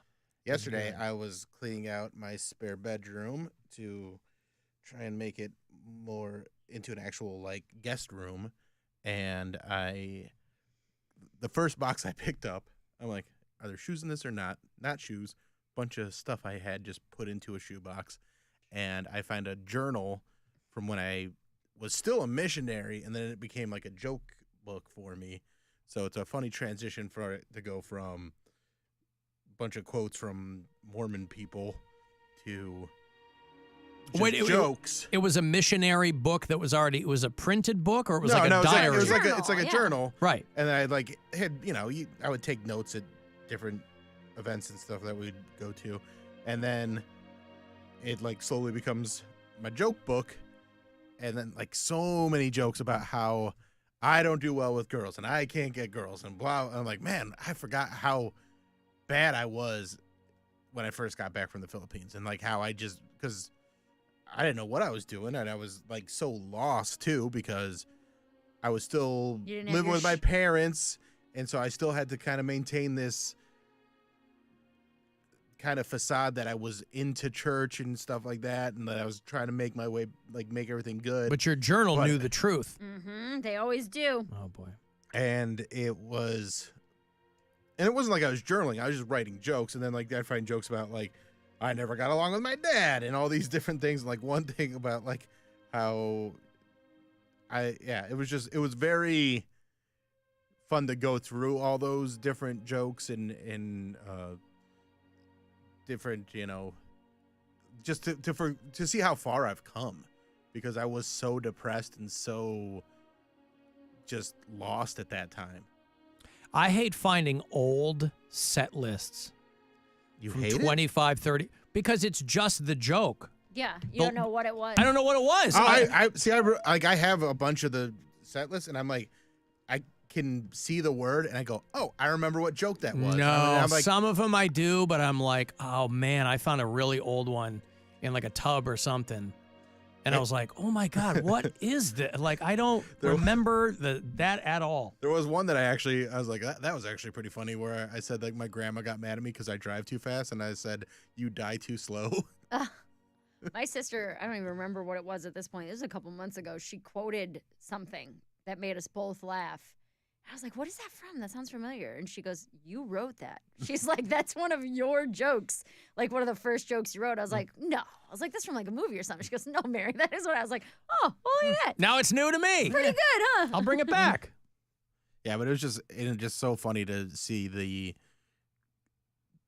lack of confidence and the lack of, in just the writing style being, because I was still doing really clean comedy at that time too. Yeah. So there was like another bit about like how I'm Christian and like just trying to, like, you can like read the joke and be like, I'm trying to convince myself that I'm Christian in this joke, and not even like sold on it to myself. So it was eye-opening, because sometimes you don't realize how far you've come.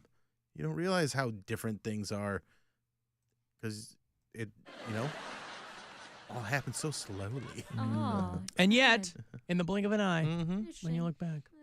Hey, was like, Mac. What's going on, Alan? How you doing today? How are you doing? I'm all right. Long time no speak. I feel like I used to troll this show at least once a week. But, yeah, I've got a good joke from a diary.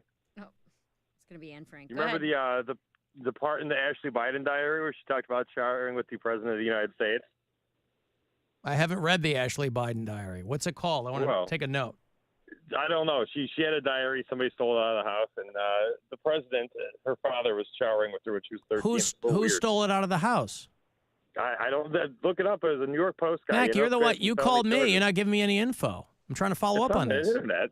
I mean, it's on the internet. It's it was on the New York the internet. Man, I thought you were. This was something being all made up. If it's the internet, what's the site? I want to go to the site. Hold on. Is it internet.com? No, hold on, Alan. Yeah, let me know. www.bidenshowerswithdaughter.com. Yeah, is it internet.com? Hold on. I'm Googling it.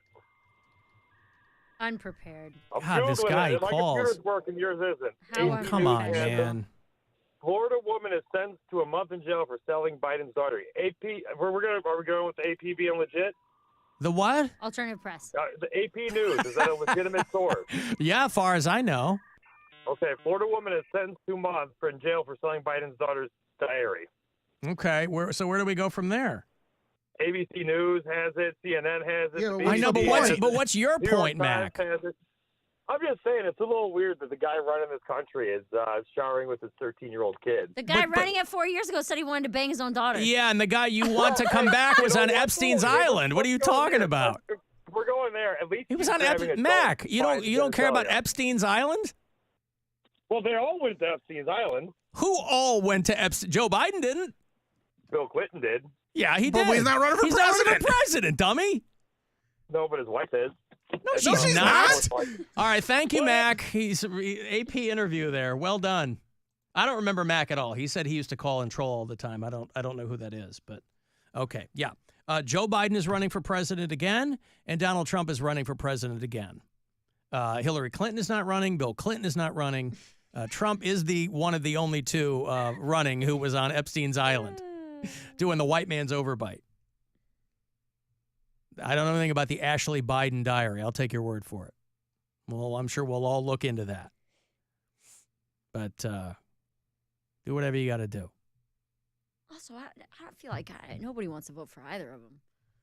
Well, that's when you get to the point where you're like, is it the felon or the guy who falls down? Like, what are we doing? There's got to be somebody Yeah, else. but Biden is, listen, you might not like either of them, but for people who are pretending that they're even remotely the same, it's ridiculous. Right, and like in the whatever he's bringing up isn't in the AP story that I'm reading here. So, all right, well, there you go.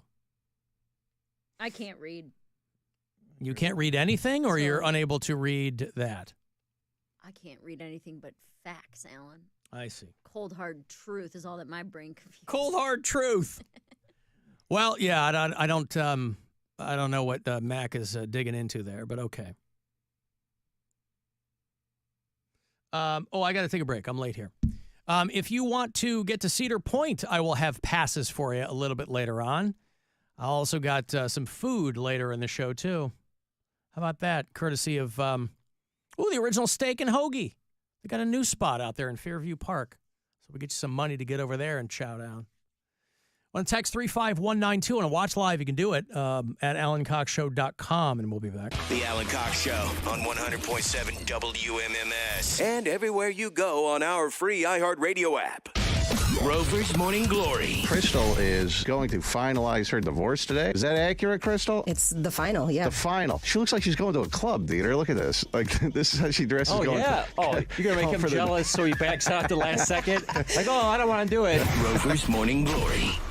Weekdays on 100.7 WMMS and 24/7 on our free iHeartRadio app. Raising Cane's, marinated and hand-battered chicken fingers served fresh and hot. One love. Hey, it's Charlie, and summer is here, and the deals are hot at Classic Chevrolet in Menor. Come in now and take advantage of their extensive inventory of new and pre-owned vehicles at unbeatable prices. See my dude Jeremy Hamilton for an appraisal on your trade. He's beaten all offers. Lease the brand new redesigned Chevy Trax for just $269 per month.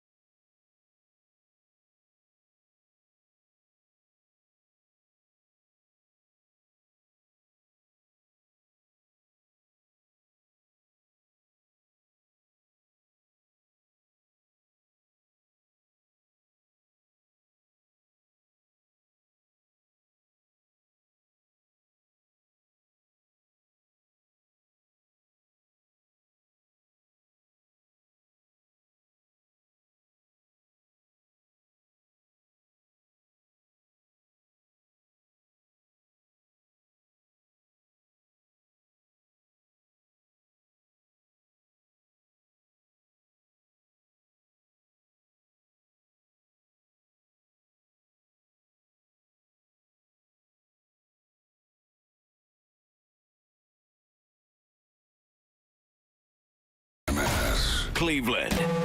It's not every day you hear him complain about something. Wait, yes it is. Alan Cox. On 100.7 WMMS.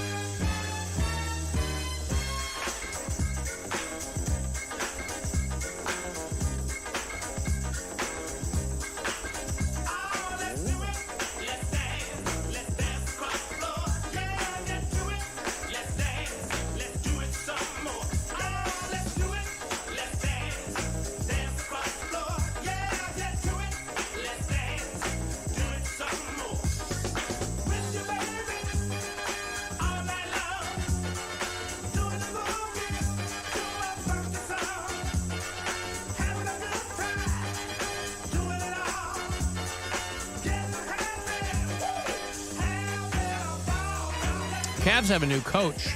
Yeah. Guy named Kenny Atkinson, who never played in the NBA. He's only coached in the NBA. It's a guy who's been the Warriors' assistant coach for a minute. There have been a lot of speculation and rumors that they were going to grab the guy who'd been coaching the Hornets. But it looks like he might go to Detroit. Borrego? Yeah. Well, he was an assistant with he was with the Hornets for a minute, and then he was an assistant with New Orleans. I thought he was coming from Charlotte. I don't think so. Well, anyway, he's not the guy. Kenny Atkinson is, he played for a long time, but he played for a lot of teams around the world. And he is going to be hired as head coach for the Cavaliers, Golden State Warriors. So, what's his name's right-hand man? Is that one of He was Steve like Kerr's right-hand man over there? Assistant with the Warriors, and he coached the Nets for 4 years. During the Kyrie Kevin Durant. Yeah, thing. He had them for a couple years, but Okay. it was. I think he only had them for one season. They got blown out because they wanted to bring in somebody else, and that was all just a nightmare. But he overachieved with that roster. Yeah. Before Kyrie and because Kyrie was hurt for part of the season, and then I don't know, it was a mess. But he's a good coach. I think it's going to be very good for the Cavs. Me too. Thanks, Mary. So, Jarrett Allen and Karis LeVert played for him on the Nets? Yep. So, but that's the beauty, by the way, especially when you look at this Monty Williams situation in Detroit. We've talked about it a million times, but I'll talk about it 1,000,001. The best gig in sports is being a coach because players can come in, something that's, for the most part, in a lot of situations, out of your control. New players will come to the roster. They don't want you there anymore. They want to bring their own guy in, and they've got the juice, so that happens sometimes. So you're in there. You know, you've signed a 5-year deal, but these guys want their guy in, so you're gone after 1, but they got to pay. Monty Williams, dude, he got signed a record paid. contract with the Pistons. Well, the Pistons fired him.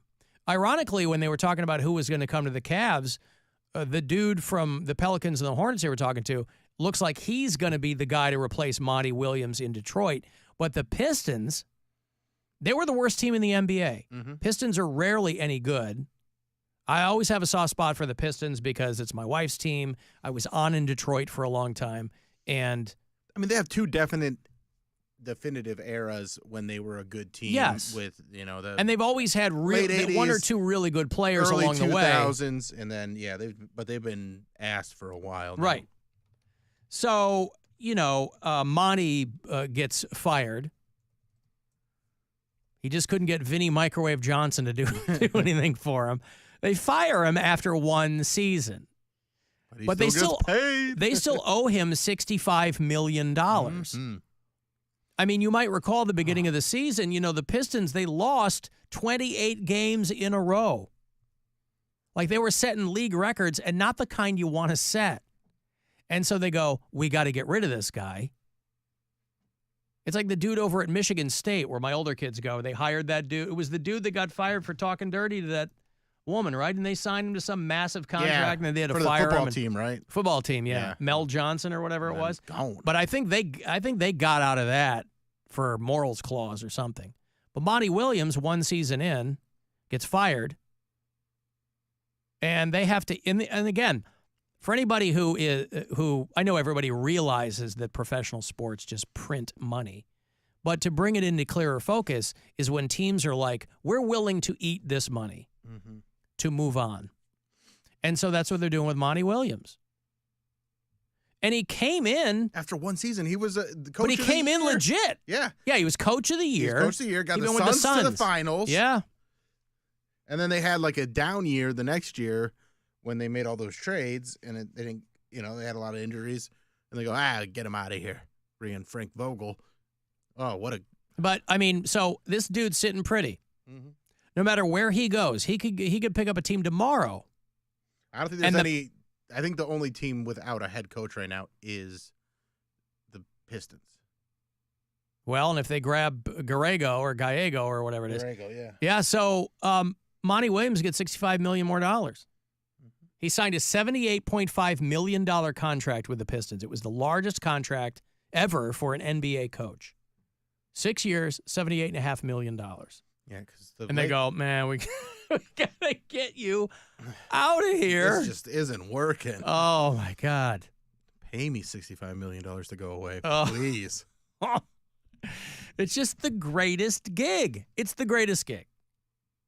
Hey, I mean, because even if you're like, oh man, I wasn't a very good coach, you're just like, $65 million I don't have to work for. All right. But why do these teams sign? I mean, even a great coach might make it 2 or 3 years into a contract and they go, it's not really working out. I don't know why they sign these guys to. I mean, 6 years is a long time in that spot. Of course, HR Puffin stuff was a coach here for a while, yeah? Yeah. Maybe they have to if it's that much money. Well, it's the Like they can't the sign agents them are for like, one we're not year. gonna we're not gonna sign. We want guaranteed money for this amount of years. Right. And the agents negotiate them very, very good contracts. So, again, my calls, and I made many of them to the front office there at the Romo Fijo, my calls to bring back David Blatt to the Cavaliers organization fell on so many deaf ears. Nobody over there listened to me. And you're saying to yourself, well, Alan, what credentials could you possibly bring to those negotiations? And my answer, of course, is none. 0 credentials. But this is a sports world in which a guy who came in with amazing credentials, coached for a year, and is still going to get $65 million. You think they just cut him a check, or they give it to him every year? It's paid out. There's a schedule on it. Yeah. Man. I'll coach a game for that. He's making, you give it that Bobby Bonilla money. I could do it. But this is what I'm saying. Like, it's all a crapshoot. But yeah, I could have also taken the Pistons to the worst record. Yeah, Right, you I could could've done have. that. You could have. Guys, we brought on Bill Squire. He is, we're hoping for big things from him. And I would do it, I'd even do it. I'd do it for half. Half of the what- money. Yeah. I'd do it for $2 million. We got I know, this right? guy. I'd do it for $1 million. Yeah, we got this guy for half the money that we got Monty Williams. Has this guy ever coached basketball? Nope. I But he cheered can't, for it. Yeah, he can't do worse Pretty than good the guy at who got Pop-A-Shot. his. Right. Yeah. That's like I was a basketball cheerleader from grade 7 through college, so I do understand the rules. Set a screen, you don't foul. Break. Do the well, you say rules, I'll use your word. Do the cheerleading rules change from 7th grade to college? The rules of basketball. But there are also things that you do and don't do in cheerleading. Not really. You can do anything you want. The big thing is don't hurt yourself or someone else, and don't go on the field or court during gameplay. And don't bang the players. That's not really a rule. Everybody does that. I didn't do that. Everybody There are- but you did that. But there are certain jersey chasers, were what we would call them. Of course. Yeah. But that wasn't you. No, I was never interested. Ah. They're dumb. They weren't. They're so dumb? dumb. They weren't fat gingers. Yeah, but in college, There's plenty of fat gingers on the line. but in college, you're not I dating was thinking guys more because they're basketball. brainiacs. They're just hot dudes. But I've never liked someone you can't have a conversation with because they're just football. So brave. Mary I am Santora is a brave. sapiosexual I am. over here. Watch me. Good for you. We're just like, duh. I play football. I got a .8 GPA. Well, you're not marrying them. Coach You're in. doesn't This is what I'm cut saying. me. You're in college. You're not marrying them. You're having fun. Yeah. No, I never really went for that. All right. You didn't date a single athlete in college. Mm-mm. How long did you go to college? 3.5 years. In the 3.5 years, why didn't you just finish college? She's I was gonna be famous. Yeah, but I mean, Had I finished college, I wouldn't be on this show, Ellen. I mean, they Think about what you're asking. We do think about it all the time. I'd be a pharmacist somewhere, unhappy and divorced. I mean, my boss when I was an intern and then I got hired as a producer, he didn't know I was still in school. He wanted me to quit. Yeah. And I'm like, I'm almost done. But there's I'm no not point. quitting. Huh? I don't need it now anyway. I shouldn't have gone in the first place. I don't need it either. That's what I'm saying. But, so why finish? But because you've already put it, I know it's a sunk cost fallacy at that point, but it's like at that point, why not for just. what? What do I need a bachelor's of science in pharmaceutical sciences for? But you don't. I'm sorry, bachelor's of mathematics of pharmaceutical science. Anything could have happened and you wouldn't have been on the path you're on. Sure. You could have been the highest paid person at Target. I could have been. Yeah. What a boring life. I'd be addicted to pills, I can tell you that. I'd My be the one like, oops, it fell on the ground. my condolences to all of the hard-working pharmacists throughout Northeast Ohio. I don't think you just go, well, it fell You on can't the ground. serve it. You can't put it in a bottle if it fell on the ground. Yeah. You put it in your mouth. It's not my fault. It's just the Xanax happen to keep falling. There's nothing I can do about it. Two for Guys, you, one for me. yeah. Low mayor like the downers. Your pharmacist keeps nodding off back there. Did you give her that little crumb thing, like in the fine dining, where you put the crumb pills catcher. in? Yeah, you put the little crumb catcher in the pills. Yeah. Well, listen. What a boring life, she says. Is it as thrilling to be a pharmacist as to be in showbiz? No. Now, if you're Absolutely not. we would all say no. But if you're a pharmacist, Actually, you probably hear some crazy stories. well, that's what I'm saying. If you're no 2 days are alike. If you're a pharmacist, you are in like pharmacy showbiz, right? It's an exciting life to you. You're the guy. You're going to or the girl. There's most of the pharmacists I see are females, by the way. So I wonder what the ratio is in pharmacy school. It was pretty even, I feel Was like. it? Because I couldn't feel tell like you. I see both. Yeah. I couldn't tell you the last time I saw a male pharmacist. A lot of them. I'm sure there are. I'm just saying, like the places that I've gone recently, it's largely been female. So I don't know if it's. I like to, so So if you're making what $150,000 a year that's like starting. starting, Yeah. so you Oh, is it probably be up really? to, like, Yeah. you'd You probably be up start to- at that? Yes. You'd probably be at like $200,000 a year. You got a nice house, 250. Yeah. $250. You can go on vacations. Yeah. You think you'd still be miserable? Yeah. And I think rather- I'd be bored. I think I'd be like, something would have happened. I can almost guarantee you I would have been addicted to pills. I shouldn't be laughing about that, but I with the access to it and the addictive personality that I have, I don't know if my sobriety journey would have been the same to quit drinking. But had I not quit drinking and been a pharmacist, your girl would be mixing. I can Really? I can promise you that. Wow. Yeah, but then you're going to lose your gig pretty fast. It's not like Depends they're- on how sneaky you are. Well, I don't take them at work. I You put them in said my you put pocket. it in your mouth. I put Oh, it. you I dropped it on the sneak it, ground. and then I take it at home. yeah, but But it they seems still have to like me. inventory. I and was gonna stuff. say, I'm doing the inventory. No, you don't get to do. They have Not after they see you nodding off. They're not. I'm not going to take them at work. I'll take it at home. I'll take you half think- of one do at you work think for that- fun.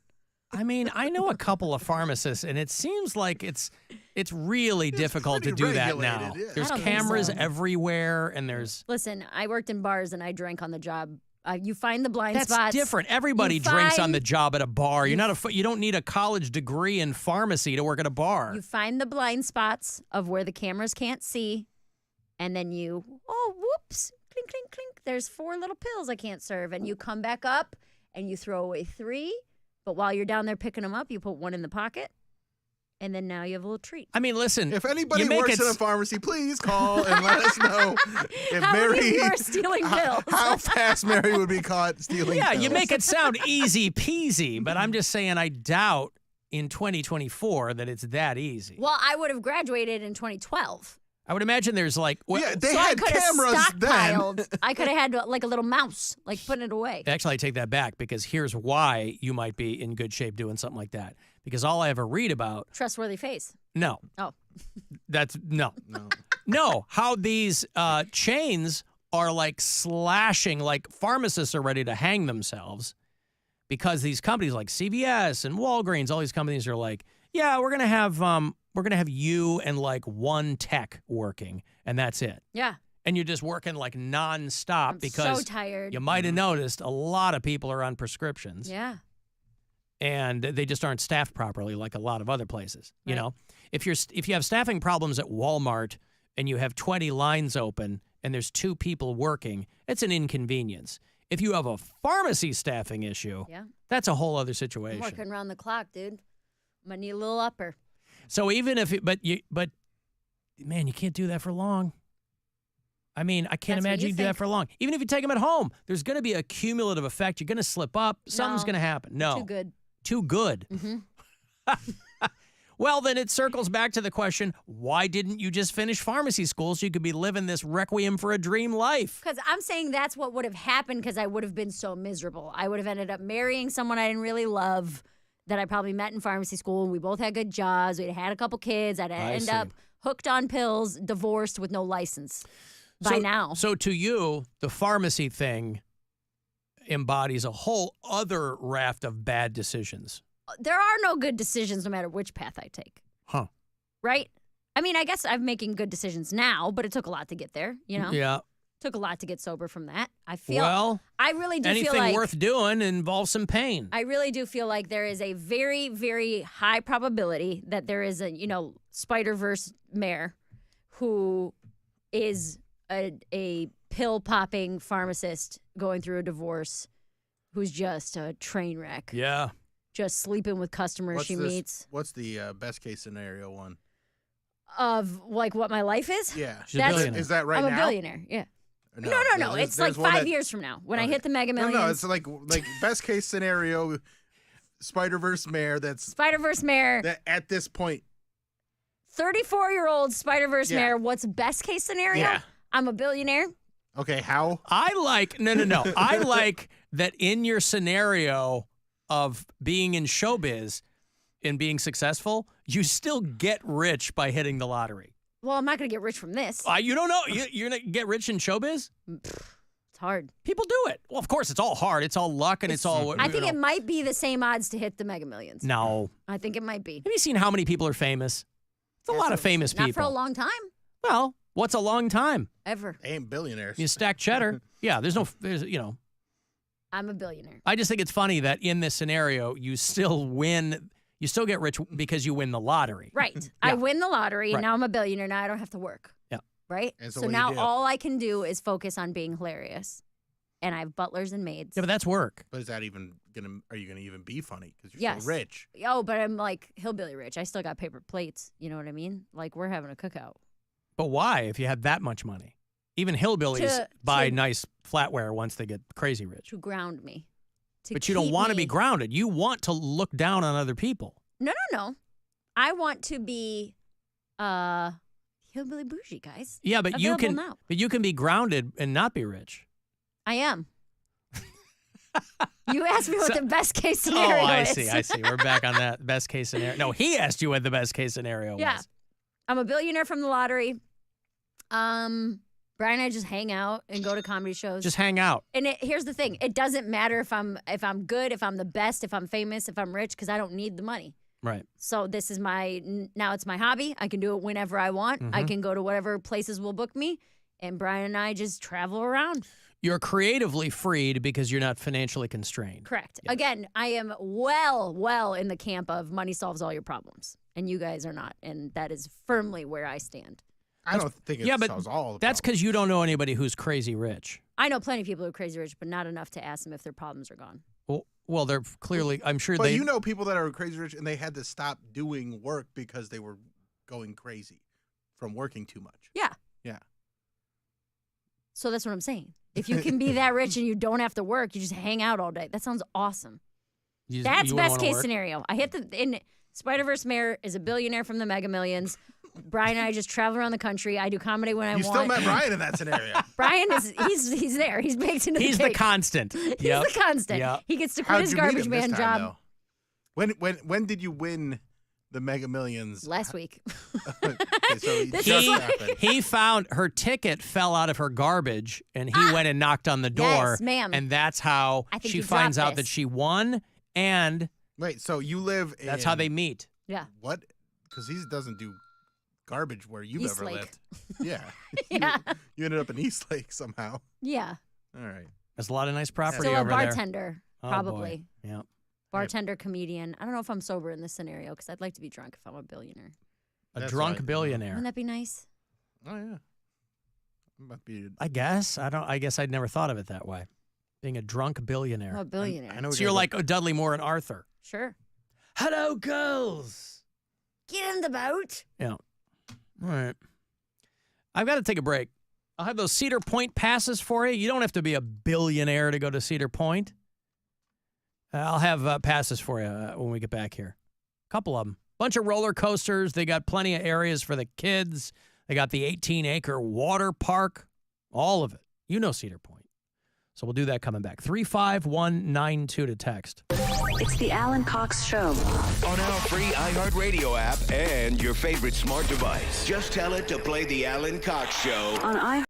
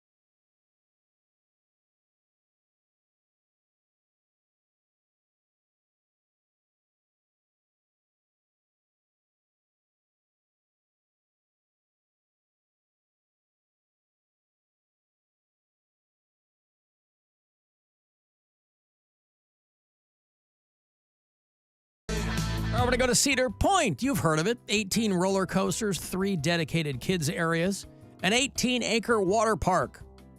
You want more? Okay, a mile-long beach. One day is never enough. Want to check out everything Cedar Point is doing? You can buy a season pass today. That gets you unlimited visits to Cedar Point and Cedar Point Shores. All the details at cedarpoint.com. I got a couple of tickets here for you. Caller 10. These 2 are yours. Good luck. Have fun.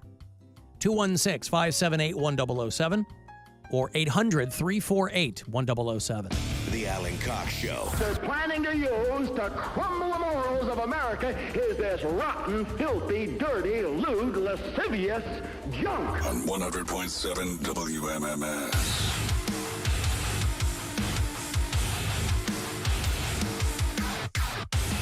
We are going to bail out of here shortly after 6. Make room for your Cleveland Guardians. Pre-game at 6:05 in Camden Yards tonight, tomorrow, Wednesday, against the Orioles. It's a 6:35 first pitch. Hear all of it here on MMS and on the iHeart Radio app. If you've been watching the show today at AlanCoxShow.com, you can thank Chester and Western for assisting today. Thank you so much. Hey, Leslie. Hi, guys. Hi. You were talking earlier about like pharmacy stuff. I know that all of you have known that in the past I've worked as a bunch of different science jobs, and I did work at a contract research. Good for you. I love it when you play that sounder for me. It makes my day. But the contract researching drug testing site I worked at, we did like safety testing for things, and we actually had ketamine on site. And it's probably different at a pharmacy, but the way that it worked at this place is there was like one person that had the code to get into the lockbox, and they would have to be watched by somebody as they punched in the code to make sure that they're not like swiping stuff. And then when you'd have to like measure out ketamine to use in like cell culture stuff, you'd have to have like 2 people watch you while you were weighing stuff out on the scale. All 3 people had to sign like the weigh strips and turn those in, and then they would reweigh the container that the ketamine was in before it went into the safe, and had another person do it and another person watch it. And then we would actually have like the DEA would like check our records because we were working with a controlled substance. So there were multiple fail-safe ways to make sure that that wasn't happening. And a dude actually did get busted in the mid-2000s working at that particular drug testing site because this was before a lot of that stuff was in place, and he was swiping it and was getting high on the job. And it was before my time working there, but I heard all of the debaucherous things that person had done. So, yeah, there's a lot of stuff that goes into it. Probably a little bit different at a pharmacy, though. Are you trying to tell me that Mary's idea of just dropping pills on the floor and then putting them into her pocket isn't probably not going to work? There's no way everything she's talking about is happening at every Target across the country. Well, no. There's She's talking about a drug testing facility. That's what I'm saying. That's There's completely no, different. and that's what I'm talking about with the staffing. They don't have 7 people No. to watch you weigh out. There aren't that many. Xanax. There aren't that many redundancies at No the way. CVS because they're slashing their staffing. Mm-hmm. So to your point, Leslie, like, yeah, that makes a lot of sense. And there was probably a time where they might have done that at retail pharmacies, but it sure doesn't feel like that anymore. Probably not, but it was just one of those things from like, hey, I could call in at least about one aspect of this stuff. No, but, absolutely. I mean, You're wrong. Yeah. All right, thank you, I Leslie. disagree with you. Yeah. Let Have a me good be day. a druggie Thank in the you. Spider-Verse. Pookie Santora, somebody called you. She's Chris Rock in New Jack City. Alan, my friend's mom was a nursing home nurse. She got caught stealing the patient's pills. Oh, that happens all the time. In nursing homes, especially with like elderly people who have like dementia and stuff. Oh, yeah. Where they're like, no, she got her pills today. She Yeah. just doesn't remember. Yeah. And then swipe them. I had a friend who was a nurse who admitted to stealing pills from patients all the time. She was an ER nurse To what end? to get high. No, but did she get caught? She's ever? still a nurse now. Oh, okay. Well, like she's not my friend anymore, but she's still a nurse. She's not my friend. Lost Mary's friendship, retained her career. Yeah. If Mary thinks money will solve all her problems, then why would her life suck if she made more money being a pharmacist? Well, because that's not the same.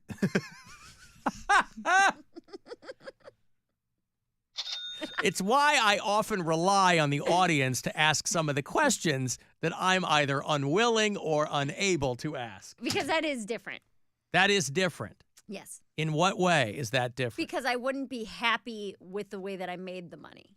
I'd be going into a job I don't like every day, making money, and I'd be sad and probably divorced and have a couple kids because that's probably what I thought I should be doing. Well, at the right. time. If you go into anything for the money, you're not going to That's my really point. enjoy it. Yeah. In the two Just for the scenarios where I'm rich because of things I love, being stand-up comedy and gambling, those are ways that I earn the money happily, which leads to no problems.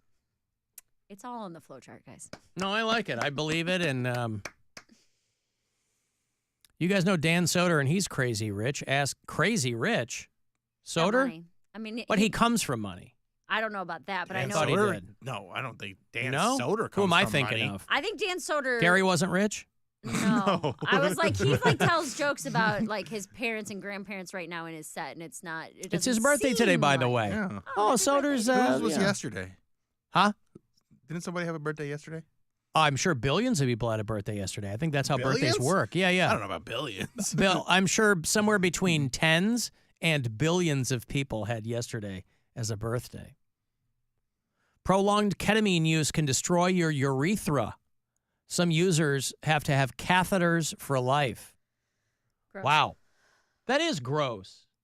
I didn't say I was going to take ketamine. Just Muscle relaxers, Xanax, not ketamine. Just the regular Isn't that stuff. amazing? I hope you think so. My urethra will be intact. if I've got something to say about it, I'm going to go to my grave with an intact urethra. Full urethra. Prolonged. So what constitutes prolonged ketamine use? Can you stop it right before you lose the last of your urethra? You're shedding. You know, Dan Soder was on that show Billions that I love so much. I always chat him up about didn't that. pay him billions. Well, to be on that's the it. thing. Maybe Like, he's- people are confusing. You know, people confuse the characters they play with real life. No, he's doing real well. in Dan's doing stand-up. really, really well with stand-up. Yeah. Like, but Right, I don't think he's but like. not crazy. I wouldn't refer to him as crazy rich. He's crazy rich by Cleveland standards. Well, he doesn't live in Cleveland. I'm saying to that person who Yeah. texted in. Was he on the Kreischer thing? He was, yeah? He still is. Did anybody go to that? It was here last week. I talked to one of my buddies that went to it. Was it good?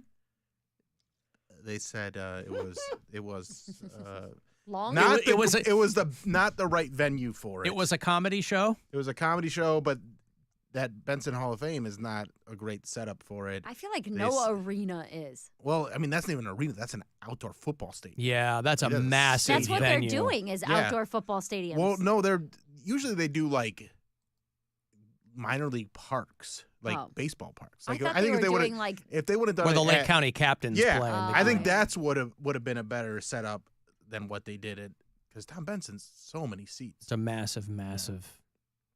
Well, maybe it was a routing thing. And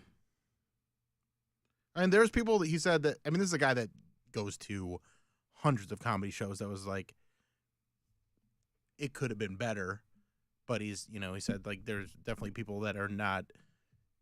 Their acts aren't set up for, because they're like crowd work comics and stuff like that, and they're trying to do it in a massive. Some of the arena. cheats. Yeah, Hey, you up there? Hey, where are you So- from? So You from he said, Canton? He said it was, there's people that had a great time, but he wasn't really impressed by it. Which comedy You is? guys don't think about alternate universes for your life. We are watching a show on Apple called Dark Matter, which is fly by this. It's from a book, and it's about a guy who creates this box. He's a physicist, and he creates this box that puts people in superposition. If you're familiar with the rudiments of quantum mechanics, that you can exist in two places at one time. And so this guy creates a box, and they can do it with atoms and electrons, but he creates a thing that let people do it. And so it becomes this metaverse thing where he's kidnapped by one of his own doubles and then blah, blah, blah. It's a cool show. I mean, it's well cast and it's entertaining to watch. But invariably, if you're watching it with someone, you will start having those conversations about multiverse. Because there are people who believe, theoretically, that there are infinite universes like ours. Uh-huh. Now, I'm not a scientist, but I don't believe that. Okay. I don't know what I'm sure there are those people believe that because there's probably some underlying science to support that theory. It is obviously just a theory. The people like Stephen Hawking and people, exponentially smarter than me are like, yeah, this is a possibility. Well, I think everything's a possibility. But to say, oh, there's an infinite, anything that can happen will happen, one of those. I don't know. And to there me, is a universe, given that example of you as a thrice divorced pharmacist with a drug who's habit. lost her, you're like the Nurse Jackie of Target. Yeah. Well, we're not even to that, like, it doesn't have to be that extreme, but, like, you don't ever play out in your head where it's like, if I would have married that person, or if I you would drive yourself crazy doing that. Not in, like, an I'm missing out way, in, like, an I wonder what my life would look like. Oh, I guess, I followed this path. Yeah, but you can only account for one variable. Sure. You start with, if I had married X. Right. Or if I had done something else for work.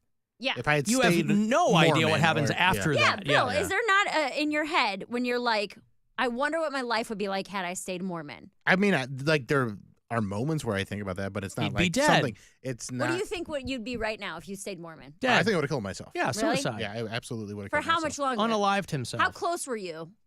Like you would have had 5 more years, 10 more years, 6 more months? I think it probably would have happened within my 20s. Yeah. I don't think I would have, because I was so miserable. Even like the year and a half that I still tried to like keep up appearances in the Mormon church was like the only thing that made me happy was going out and doing stand up and getting away from that. Mm-hmm. And then when I finally moved out of my parents' house and got my own place, never went back to church, and slowly got happier and happier as I got more like further away from this life that just completely depressed me.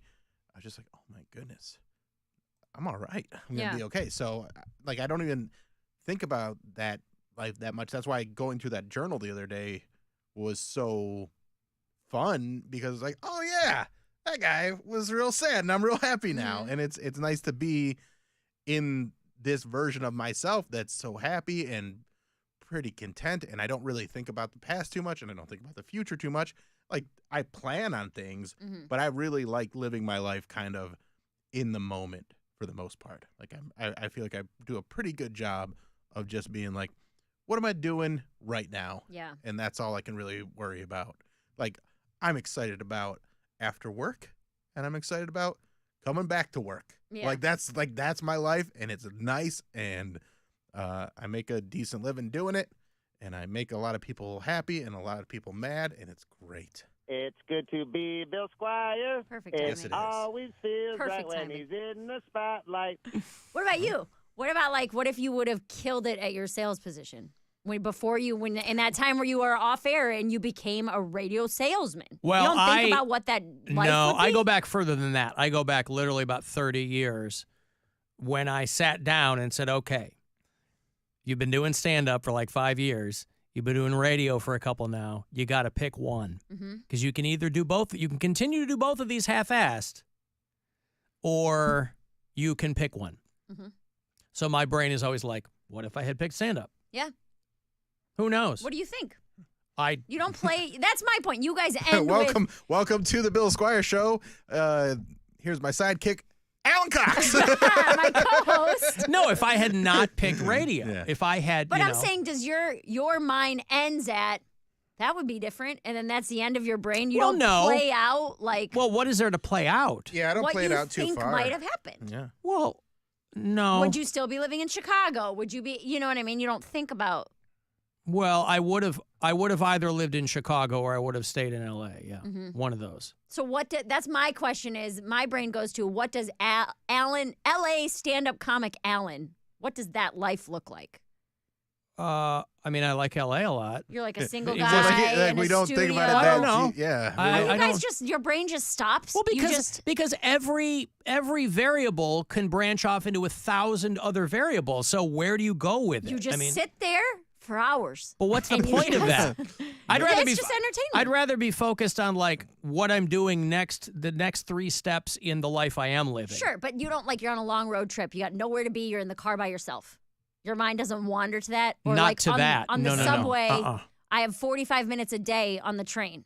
Where I'm just like, man. I'm going, what do I have to do tomorrow? What's next week? I used to do got that more because, like, I remember when I first moved to New York. I also had a 10-hour car ride yesterday. But like, So, I used to do that more when, like, I remember when I moved to New York and I had everything planned out. I was like, all right, I'm moving there. I'm friends with Bobby Kelly. He's gonna help me out within blah blah blah. It's all gonna be.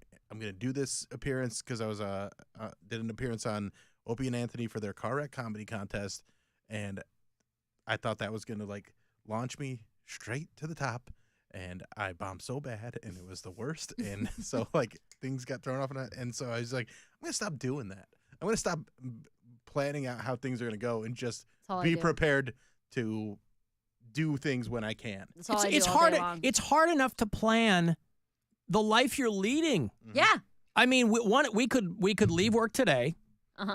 Hit and killed by something. You know what I mean? Decapitated. You could be yeah. Tony Cakes. Hey, Tony Cakes. No, it's going to be something from, we're going to get decapitated by one of the props from the Superman set. Yeah, right. Yeah. His Something like shield. that. So, yeah, no. I mean, I'm sure it's fun to do that, but it's like, I got stuff I got to do. So it's, I'm trying to lay out the next. Yeah, I don't. Whatever. Well, See, I'm also the person who, when I'm going to a concert, like, I'm like, you think about how you're going to get backstage and meet them. They're going to pull me on stage because Yes, they see me exactly. singing every word. So, like, Zach Brown's going to see me in the third row singing every word, and he's going to be like, come up here and Listen, sing a song. I don't Hey, think come there's up and sing anything. this song because I don't know the words to this cover song that well. Yeah. So you sing it. I don't think there's anything wrong with I daydream all day having long. a rich fantasy life. I do. I just ain't got time for that. I just All just day get so long. That's all I think about. I just get disappointed by it, so I'd rather just live in the moment and just be like, hey, I'm having a pretty good life. I'm not gonna fantasize about stuff that I have really no control over. So I'm just gonna live in the moment and just be like, I really like learning to live in the moment has been a very difficult thing, but I've been doing it so long now that I'm like, it's the best. Yeah. Because the expectations, the unrealistic expectations. They're not expectations. I Or, don't, like, I but don't even, like, believe scenarios. Zach Brown's going to pull me on stage, but I want Right, to be but there ready. are other ways. I want to be ready when he does. That's all I'm saying. Hey, all you can do is plan. See? Right? Ain't nobody got time for that. Mm-hmm. Yeah, just plan. That's how you come up with the hypothetical arguments in your head. This is what I'm saying. You're planning all ahead. day long. Yeah. My brain is so loud all day, and it's Oh, a my mixture. It's a My mixture brain's of quiet. what do I need to do? Where am I going to be in 2 hours? What do I need to do with this? And that's happening at the exact same time that my brain's like, Kenny Chesney's probably going to pull you backstage. You're going to go see him in August, tweet at him, and he'll definitely be there. Listen. And then this part of my brain's like, hey, you have to get off the subway now. And then I'm walking to work. There's nothing wrong with any of that. You know? It sounds like I think of the deleterious effects of not being focused all the time. It's exhausting. So it's like to not be focused or to be focused? to have to be focused all the time. Yeah. I have pills for that, and it still doesn't work most of the time. But nothing wrong with, hey, Kenny Chesney might pull me up. You've never gone to like a Steely Dan concert, and you're like, I know they're going to pull me They up. sit down on stage. But They could can't pull point at anybody you. up. No. They could point at you. Hey, old man who looks like our entire audience. Get up here. we need trust you. me, I do not look like the Steely Dan audience. That's the one place that makes me feel young. I also can't think of a scenario where I'd want to be pulled. I actually had a dream last night that I was pulled on stage, like not even pulled on stage, like hired to be a guitar player for Blink-182. And I'm like, guys, I don't know these songs. And they're like, just You got pretend. it. You got it, man. And everyone's gonna, and then like they start playing Damn It, and they're like, dude. And I was like, I haven't played this song in a long time. I know it, but like I gotta remember it, and we didn't rehearse. And they're like, There's Bill Squire on the. He's up there. No, listen. I'm like, Tom's here. It's his song. Let him do it. Let him play. He knows the riff. Why are you guys even having me up here? If Keith Carlock had a heart attack on stage and Steely Dan goes, is there a drummer in the house? We want to keep the show going. Yeah, right. Yeah. first off, probably 50, Steely Dan fans are largely musicians in their own right, so. And I'm sure they have 50 hands would go up. And they have texts that they would be like, all right, we'll bring him in. Like, I'm sure the drum tech can play. This is the problem. You guys are too logical in your fantasies. No, I'm saying, I'm not even getting that logical. I'm like, if they were like, sir, you want to come up? I don't Hells yes. I have ever been to a concert where the thought has not crossed my mind. Really? I can't wait for Fall Out Boy to bring me on stage during Hum Hallelujah. From the lawn? From the lawn. From the anywhere. Lawn. I'm Wow. going to get the upgraded seats. I'm going to put my name in the bucket. I'm going to get upgraded to the pit. Pete Wentz is going to pull me up and say, what's your favorite song? And I'm going to say Hum Hallelujah. And then this is what I'm doing while I'm waiting in line at Blossom. In that 45-minute line, this is what's going on in my head. Wow. This is what's going on every time I buy a lottery ticket. What's going on in my head is, all right, what song am I going to pee during? Yeah. When am I going to go get a drink? You can't go pee because then you're not in their face. You're not in the masses for them to pick you. Yeah. I also don't like when they waste my time by changing the song. They do like a different intro, so you don't know what the song is. You're like, damn it, I could have been peeing 5 minutes ago. All right. The closest thing I can think of is tomorrow I'm going to Ben Folds. Yes. And it's the Paper Airplane Request Tour. And So he's gonna pick your airplane. You get to write what song you want him to play, and I have the idea that I'm going to write down is I want you to play Army with all the swears. Okay. Just because I think if he reads that, he will read A lot it of N-words in that one? and he'll laugh. No, it's got one F, Bird, and he'll sing it for sure. But I just think he would get he'd go, oh, that's funny. Yeah.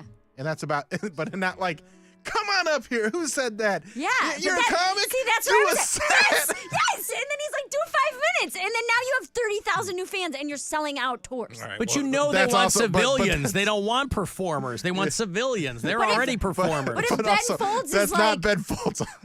What? How many's he got? 5,000? Well, it'd be like, 200? I think it's like a 1,500 seat. Okay, theater. 1,500. And Ben Folds is like, my guy. And Yeah. now Ben Folds is promoting you. And he has you come do opening sets for him during meet and greet. Bill, you're not thinking big enough, man.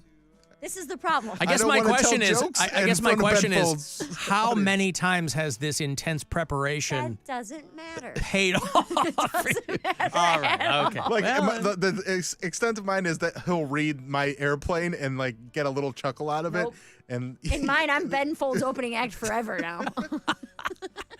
Ben Folds and special guest Mary Santora. All right. Because she made me laugh so hard with her airplane. Yes. Yeah. It's not out of the realm of possibility, man. All right, I got a break here. I got food for you on the way back. Original Steak and Hoagie's got a new spot there in Fairview Park. So I'll hook you up with $50 to go eat over there. The Alan Cox Show on 100.7 WMMS and everywhere you go on our free iHeartRadio app. A wise man once said, everything is better on Aloha time. No, wait, hold on. That was on a can of Kona Big Wave. Well, either way, the Buzzard has teamed up with Kona